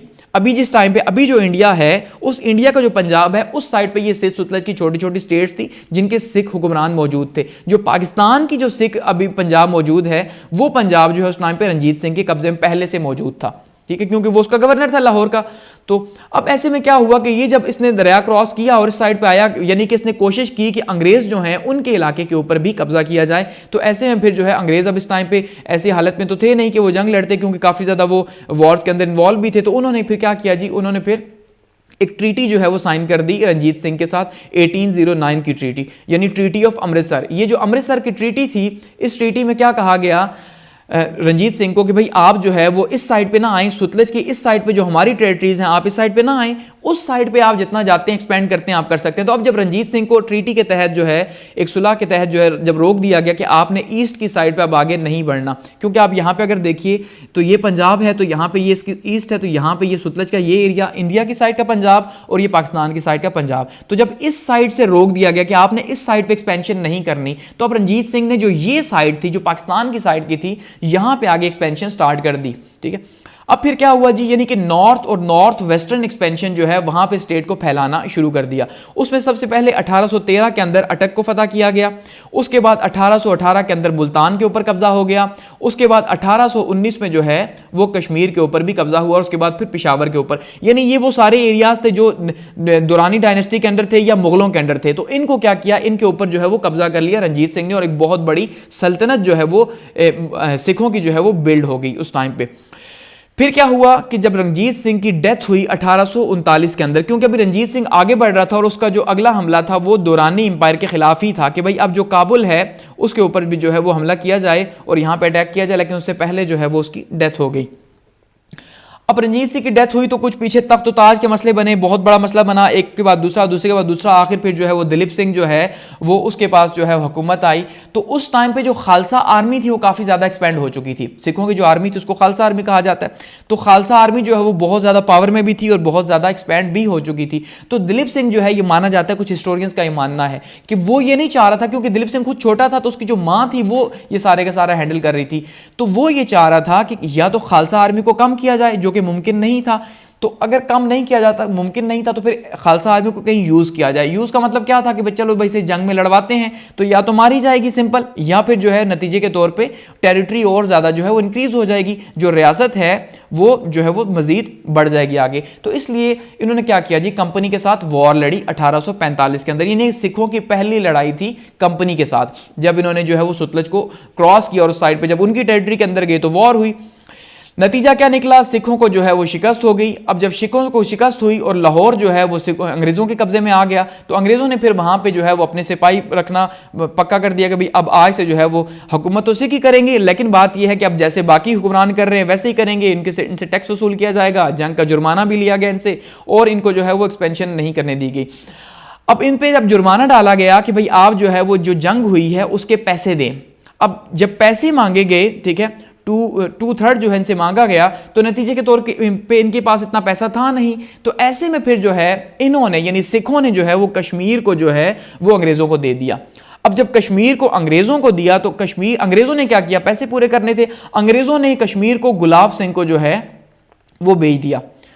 अंग्रेजों ने 1 मिलियन रुपीस में यानी 10 लाख रुपए में उस जमाने के कश्मीर को बेच दिया गुलाब सिंह के अंदर। और उसके बाद फिर हमने देखा कि वो इशू चलता है और इवन आज जो है वो 2021 आ चुकी, लेकिन ये कश्मीर का इशू जो है वो सॉल्व होने का नाम नहीं ले रहा, क्योंकि उस टाइम पे अगर सिख एम्पायर जो है वो इसे बेचती ना, कश्मीर को सेल ना करती, तो आज कुछ हालात कुछ और होते, ठीक है। तो उस टाइम पे फिर गुलाब सिंह को जो है बेच दिया 1 बिलियन के अंदर और अपने पैसे पूरे किए। दूसरी सिख वॉर की अगर बात करें तो वो हुई जी 1848 और 49 में। इन दिसंबर के महीने में ये वॉर हुई तो 49 में चली गई।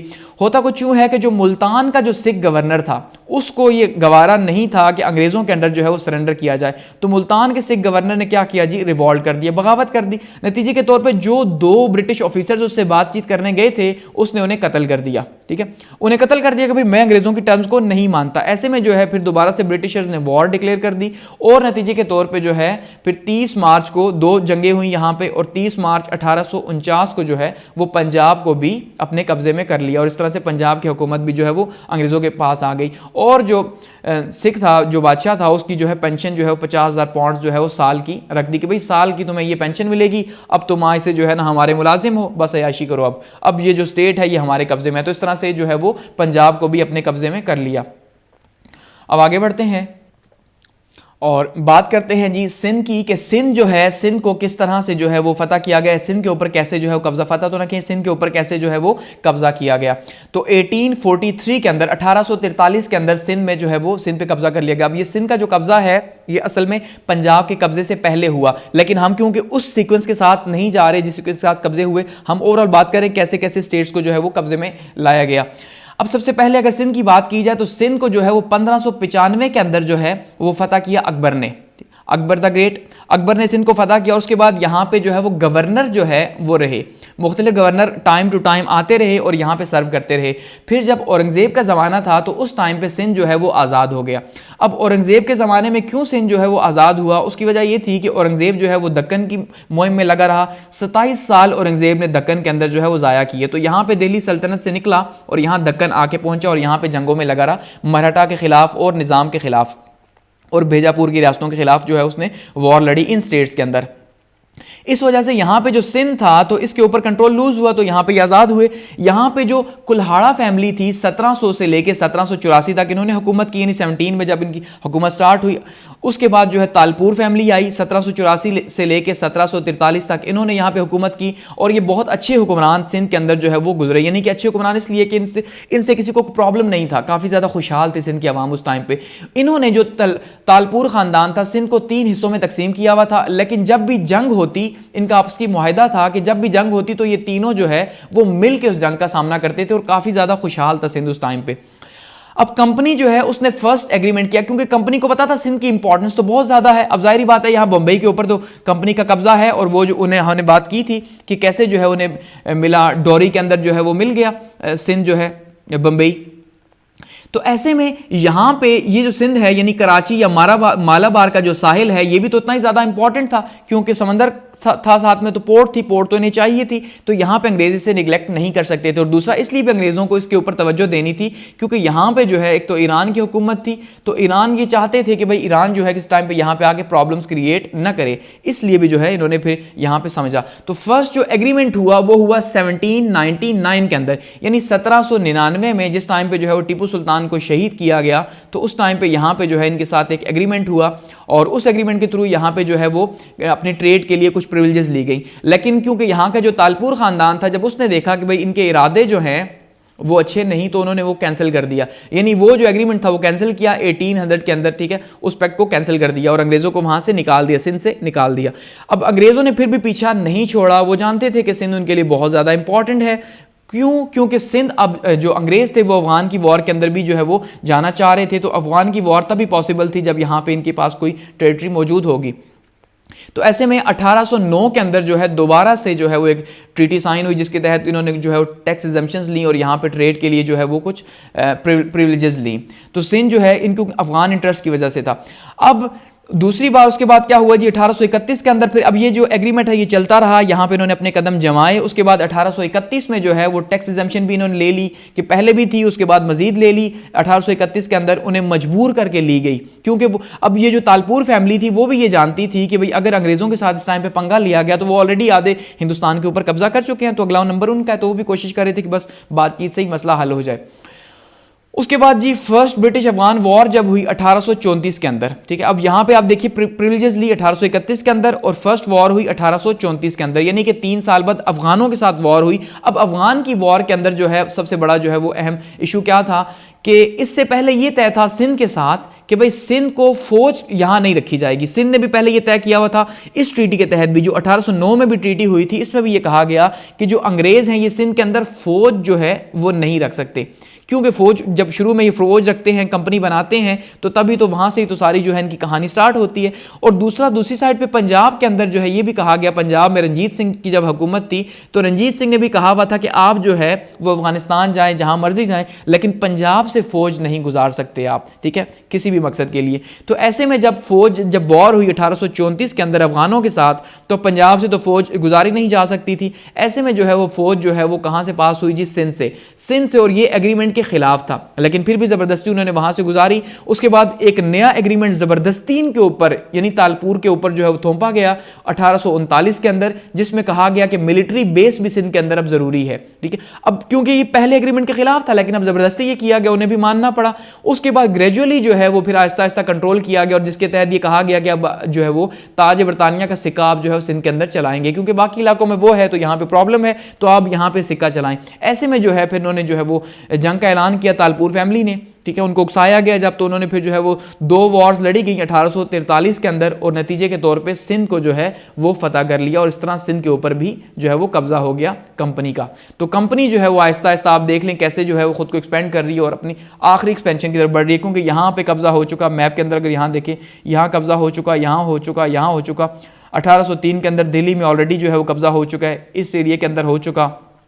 ये जो राजपूत थे इनके साथ वैसे इनका अलायंस था, इनके साथ कोई लड़ाई नहीं हुई, राजपूत जो है इनके साथ अलायंस बना हुआ था, यहाँ पे कब्जा हो चुका, पंजाब पे हो चुका।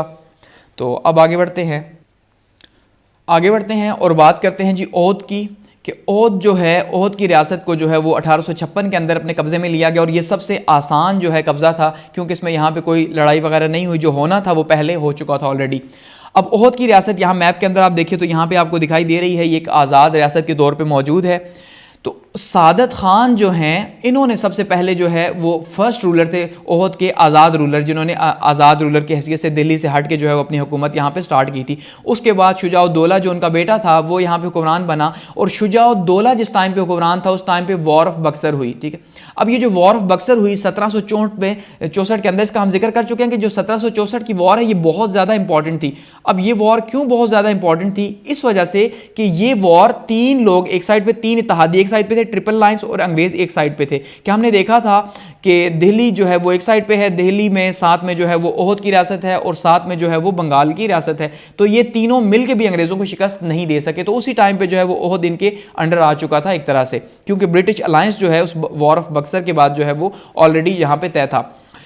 अब आसिफुद्दौला जो है वो सादत खान के बाद जब आया और उसके बाद फिर जो है वाजिद आहिस्ता आहिस्ता ग्रेजुअली जो है यानी चेंज होती गई और वाजिद अली शाह जो है ये आखिरी जो है वो हुक्मरान था उस टाइम पे जिस टाइम पे ओहद के ऊपर कब्जा किया गया। तो वाजिद अली शाह के ज़माने में ओहद के हालात कोई ज़्यादा अच्छे नहीं थे। अच्छे कैसे होते कि माना जाता है कि जिस टाइम पे अंग्रेज़ यहाँ से लूट मार करके लेके गए तो उनके जो घोड़े थे उन घोड़ों के साइडों पे से सोना इतना गिरा कि वो जो सोना है जो जमा किया गया वो पीछे जो आता हुआ सोना था जो घोड़ों के ऊपर से गिरा तो वो भी जो है वो भी तकरीबन एक कमरे के बराबर था। तो इतना ज़्यादा सोना जो है वो उन्होंने लूटा और घोड़ों के ऊपर ले जा गए यहाँ बेगमात से, ओहद की बेगमात से।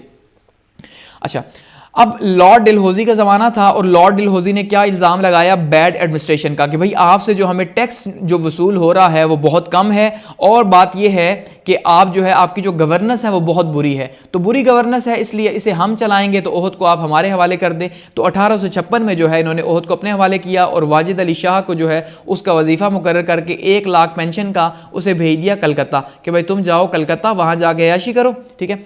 और जो है ना कलकत्ता क्योंकि इनका वहाँ पे किला था तो वहाँ पे से रखा गया, अयाशी तो वहाँ पे भी नहीं करने दी। लेकिन 1856 के अंदर बगैर किसी जंग के जो है वो ओहद को फतह कर लिया और इस तरह से जो है वो कंपनी के तकरीबन 100 साल जो है पूरे हो गए। देखिए सबसे पहली वॉर जो कंपनी की थी वो थी जी 1757 को। 1757 को पहली वॉर लड़ेगी, वॉर ऑफ प्लासी की, जहां से आगाज किया कंपनी ने आहिस्ता आहिस्ता हिंदुस्तान के ऊपर कब्जे का और 1856 के अंदर इन्होंने जो है वो तकरीबन पूरे हिंदुस्तान के ऊपर कब्जा कर लिया।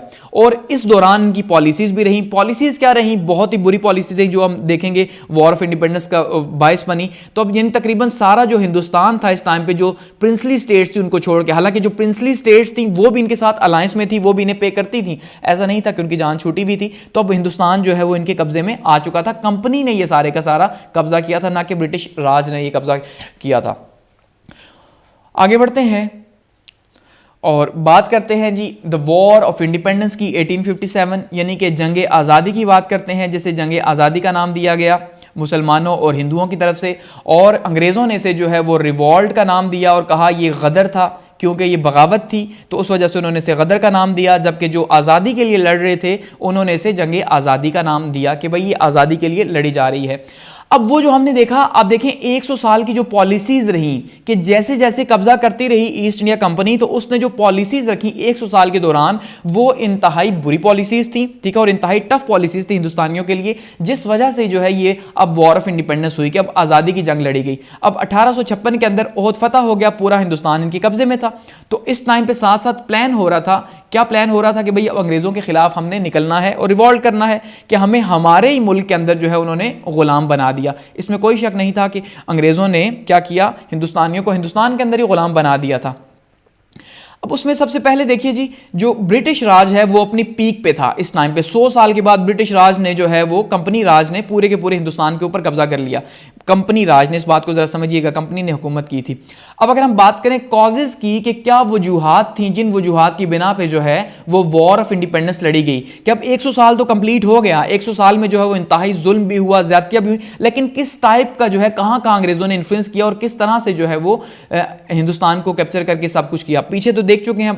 अब यहां पे देखते हैं जो सबसे जो अहम कॉज बना, जो सडन कॉज जिसको हम कह सकते हैं कि वो क्या था, वो एक गोली थी, एक कारतूस था, जो एक नया कारतूस इंट्रोड्यूस करवाया गया था, जिसमें माना यह जाता था कि अफवाह फैलाई गई, अफवाह थी या सच्चाई थी, लेकिन माना जाता है कि फैलाई गई क्या थी कि भाई जो नया कारतूस है इसमें गाय और सुअर की चर्बी शामिल है नए कारतूस के अंदर, और इसको क्या है दांतों से चबाना पड़ता है। इनफील्ड राइफल जो उस टाइम पे होती थी, एक लंबी सी राइफल थी, तो उसमें जो है वो डाला जाता था, दांतों से चबा के उसके बाद डाला जाता तो फिर फायर होता था।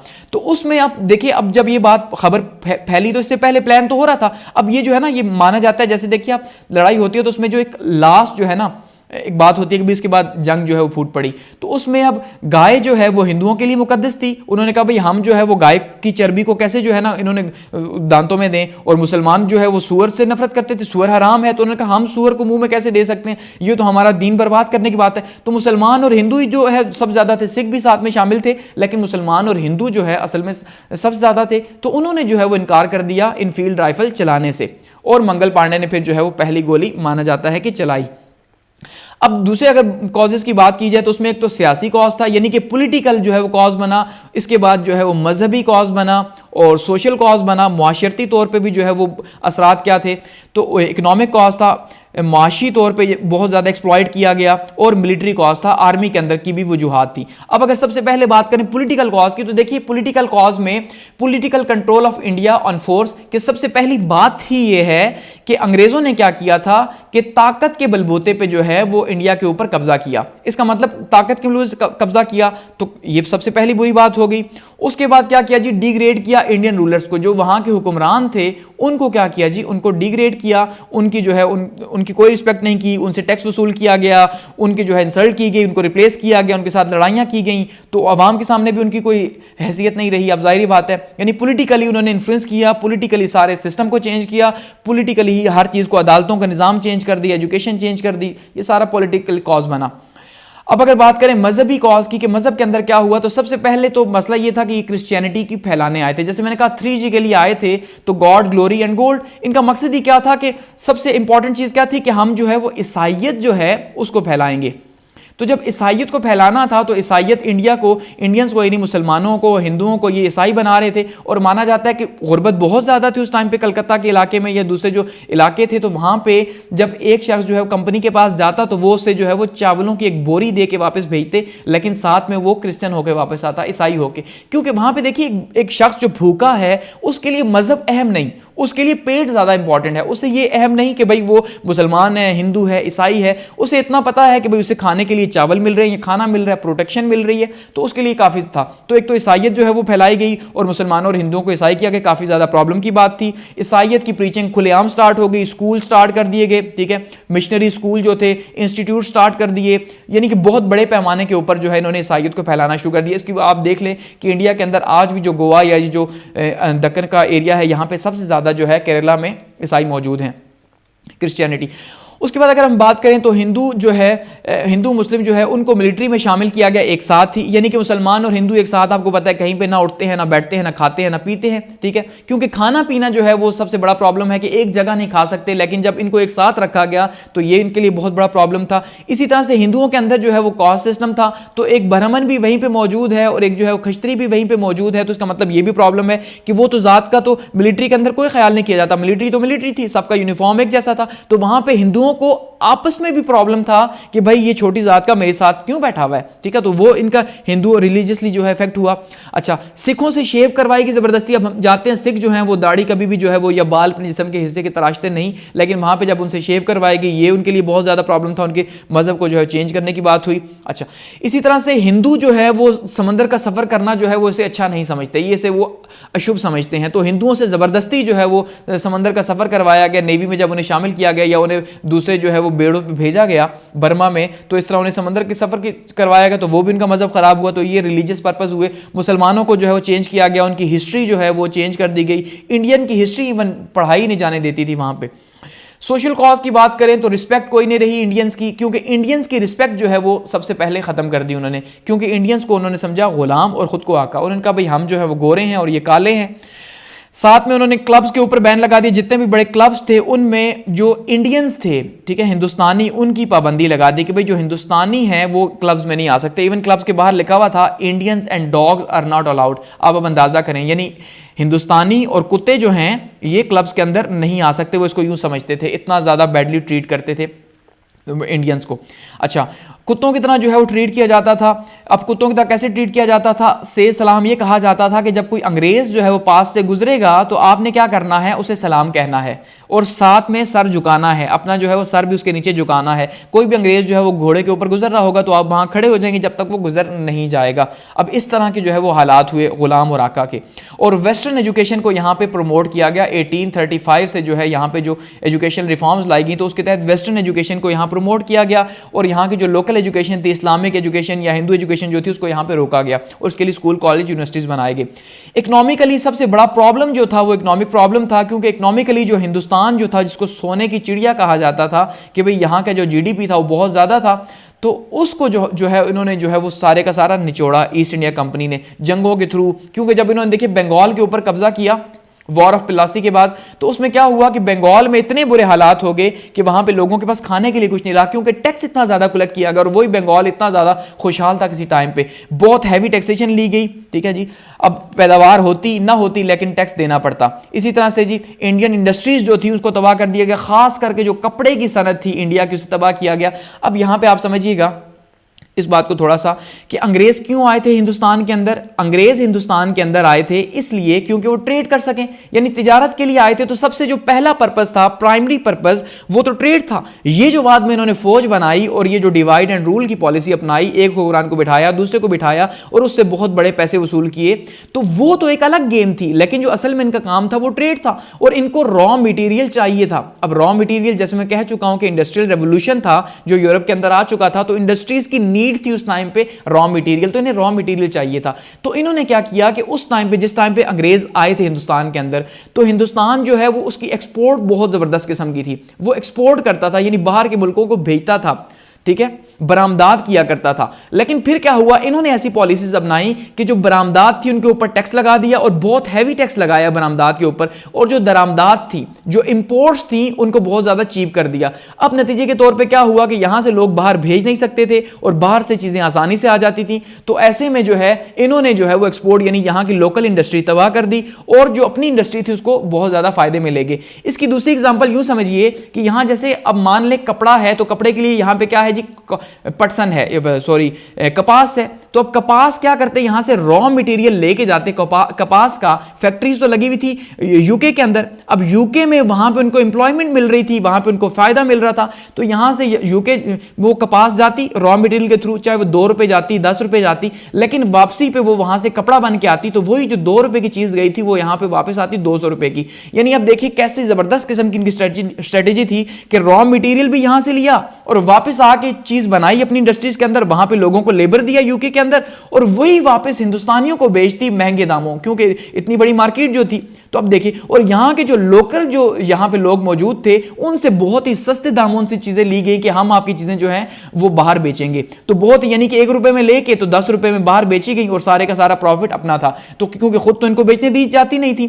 तो ऐसे में इवन यहां तक हिंदुस्तान इतना अमीर था कि यहां से जो ईस्ट इंडिया कंपनी का एक क्लर्क था, जब वो यहां से यूके जाता तो अपने साथ जो रॉ मटेरियल यहां से लेके जाता, तो वो बताया करता कि मैं वहां पे जो है बहुत बड़ा अफसर हूं। तो बिल्कुल ऐसे ही जैसे आज पाकिस्तानी और इंडियंस जो हैं वो बाहर जाते हैं और वहां पे छोटे छोटे काम करते हैं और वापस आके झूठ बोलते हैं कि हम ये काम कर रहे हैं। तो उस टाइम पे इंडिया के अंदर अंग्रेज आके ऐसे काम करते और वापस जाके जो है वो बंठन की जाते और कहते हैं कि भाई हम देखो बड़ा जो है ना बड़ी अफसर लगे हुए और वहां पे बिजनेस करते हैं हम। तो हालांकि वो यहाँ पे क्लर्क थे या फौज के अंदर थे। ये हालात पैदा किए उन्होंने। अच्छा, इसके बाद यहां तक इसकी एक एग्जांपल दी जाती है कि जो कपड़ा था, इस कपड़े की इंडस्ट्री के अंदर इतना शानदार था इंडिया कि इन्होंने यहां के जो वर्कर्स थे उनकी उंगलियां तक काट दी कि वो ऐसी प्रोडक्शन ना बना सके। कि एक हिंदुस्तानी को जब कहा, एक अंग्रेज को कहा गया कि उसे जो है वो इंडियन शॉल दी जाए या अंग्रेजों की शाल, तो उसने कहा मुझे फ्री में भी अंग्रेजों की शाल, अपनी ही शाल के बारे में कहा कोई फ्री में दे तो मैं वो ना लूं, क्योंकि जो मैंने पहली भी वो पिछले 7 साल से पहनी हुई और वो बहुत शानदार है। अच्छा, जबरदस्ती फैक्ट्रियों में काम करवाया जाता और बहुत ही चीप लेबर के ऊपर जो है वो काम करवाया जाता, यहाँ पे जो उनसे रॉ मटेरियल लिया जाता या यहाँ पे जो थोड़ी बहुत इंडस्ट्रीज लगी हुई थी। और इस तरह से ये यानी कि बहुत ज़्यादा इकोनॉमिक एक्सप्लॉयटेशन की गई और नतीजे के तौर पे जो है फिर जब इनके हालात बहुत ख़राब हुए हिंदुस्तानियों के, तो फिर उन्होंने जो है वो रिवॉल्ट किया। मिलिट्री कॉज के अंदर क्या किया जी, सारे के सारे लो रैंक्स जो थे वो इंडियंस के पास थे, बहुत ज़्यादा लो सैलरीज थी इनके पास, हाई रैंक्स सारे के सारे जो है वो किसके पास थे, अंग्रेज़ों के पास थे, अंग्रेज़ों ने अपने पास रखे हुए थे। और वॉर ऑफ इंडिपेंडेंस के पास तो फिर और ज़्यादा चेंज हो गया और कोई रिलीजियस रिस्पेक्ट नहीं थी, सबको एक साथ बिठाते, एक साथ ट्रीट करते थे। तो ये मिलिट्री के अंदर सबसे बड़ा एक प्रॉब्लम था और स्लेव्स की तरह यानी गुलामों की तरह ट्रीट करते थे। ये वो सारे कॉजेज बने जिन वजूहात की बिना पे जो है हमने देखा वॉर ऑफ इंडिपेंडेंस जो है वो लड़ी गई। यानी कि उन वजूहात की बिना पे जो है अब जब हिंदुस्तानियों की बर्दाश्त से बाहर हुआ तो हिंदुस्तानियों ने जो है वो रिवॉल्ट का प्लान किया। माना जाता है कि 1855 से ही, यानी रिवॉल्ट से 2 साल पहले ये प्लान हो चुका था। और जो है वो एक सुर्ख गुलाब जो है और जो रोटी है इसको निशान के तौर पर पहुंचाया गया कि जहां जहां ये पहुंचेगा, क्योंकि फोन का जमाना तो था नहीं, तो जहां जहां ये पहुंचेगा वहां वहां रिवॉल्ट होगा। तो इस तरह से इन्होंने ये रिवॉल्ट जो है वो प्लान किया।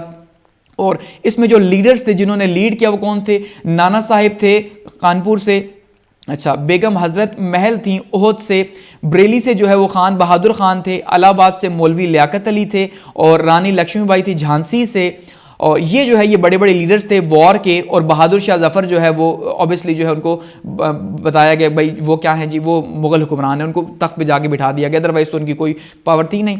अच्छा, और सबसे पहले जो है वो रिवॉल्ट हुआ जी बरकपुर के अंदर, बंगाल के अंदर, ये बरकपुर में बंगाल में, यानी यहाँ पे जो है इस मैप के अंदर आप देखें तो यहाँ पे सबसे पहले रिवॉल्ट हुआ।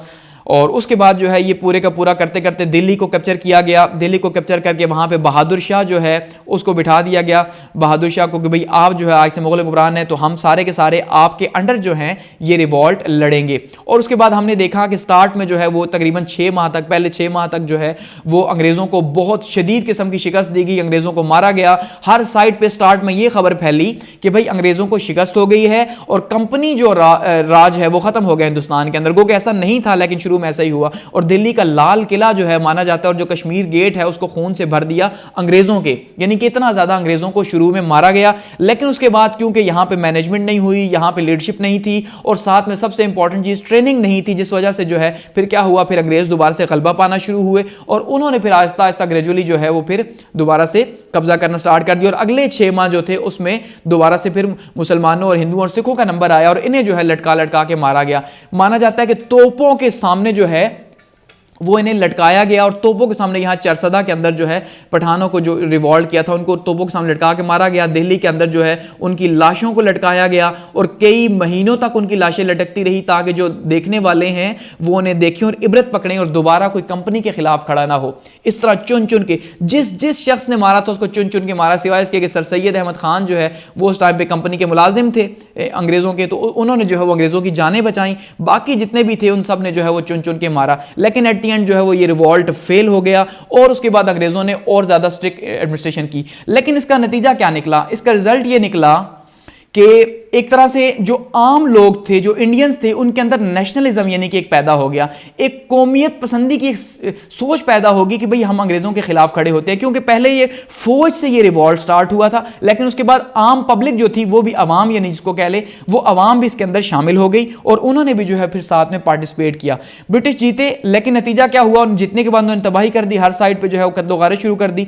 लेकिन कंपनी रूल खत्म हो गया, यानी कंपनी को इतना नुकसान हुआ इस वॉर ऑफ इंडिपेंडेंस के बाद कि जो ताज बरतानिया है उसे जो है वो सारे का सारा कंट्रोल अपने अंडर जो है वो मलका बरतानिया के अंडर लेना पड़ा। कंपनी यहां से खत्म हो गई और फिर एक एक्ट पास किया गया, ठीक है, एक्ट ऑफ 1858, जैसे लखनऊ के दरबार में जो है वो इलाहाबाद में सुनाया गया कि भाई अब आज से जो है वो कंट्रोल ताज बरतानिया के पास। अब देखिए ये जुल्म की इंतहा कि कंपनी जो है उसने आके यहां पे 100 साल में हुकूमत को इस्टेब्लिश किया, उसी ने जुल्म किया, उसी ने तबाही की। और ताज बरतानिया जब 100 साल के बाद वॉर ऑफ इंडिपेंडेंस होती है तो ताज बरतानिया कहता है कि भाई आपके साथ कंपनी ने बड़ा जुल्म किया तो आज से आपकी गवर्नमेंट जो है वो हम चलाएंगे। यानी एक से कुर्सी लेके एक अंग्रेज से दूसरे अंग्रेज को बिठा दिया और कोई फर्क नहीं हुआ। तो ये कंपनी राज से यानी ब्रिटिश राज तक हुकूमत मुंतकिल हो गई। पहले इलीगल थी, पहले कंपनी जो है चोरी छुपे सब कुछ करती थी। अब ताज बरतानिया ने जो है वो सब कुछ सामने सामने करना स्टार्ट कर दिया और गवर्नर जनरल यहां भेजने स्टार्ट कर दिए और एज ए गवर्नर जनरल जो है वो हिंदुस्तान चलना स्टार्ट हो गया और लॉर्ड कैनिंग जो है उसको पहला गवर्नर जनरल हिंदुस्तान का बनाया गया।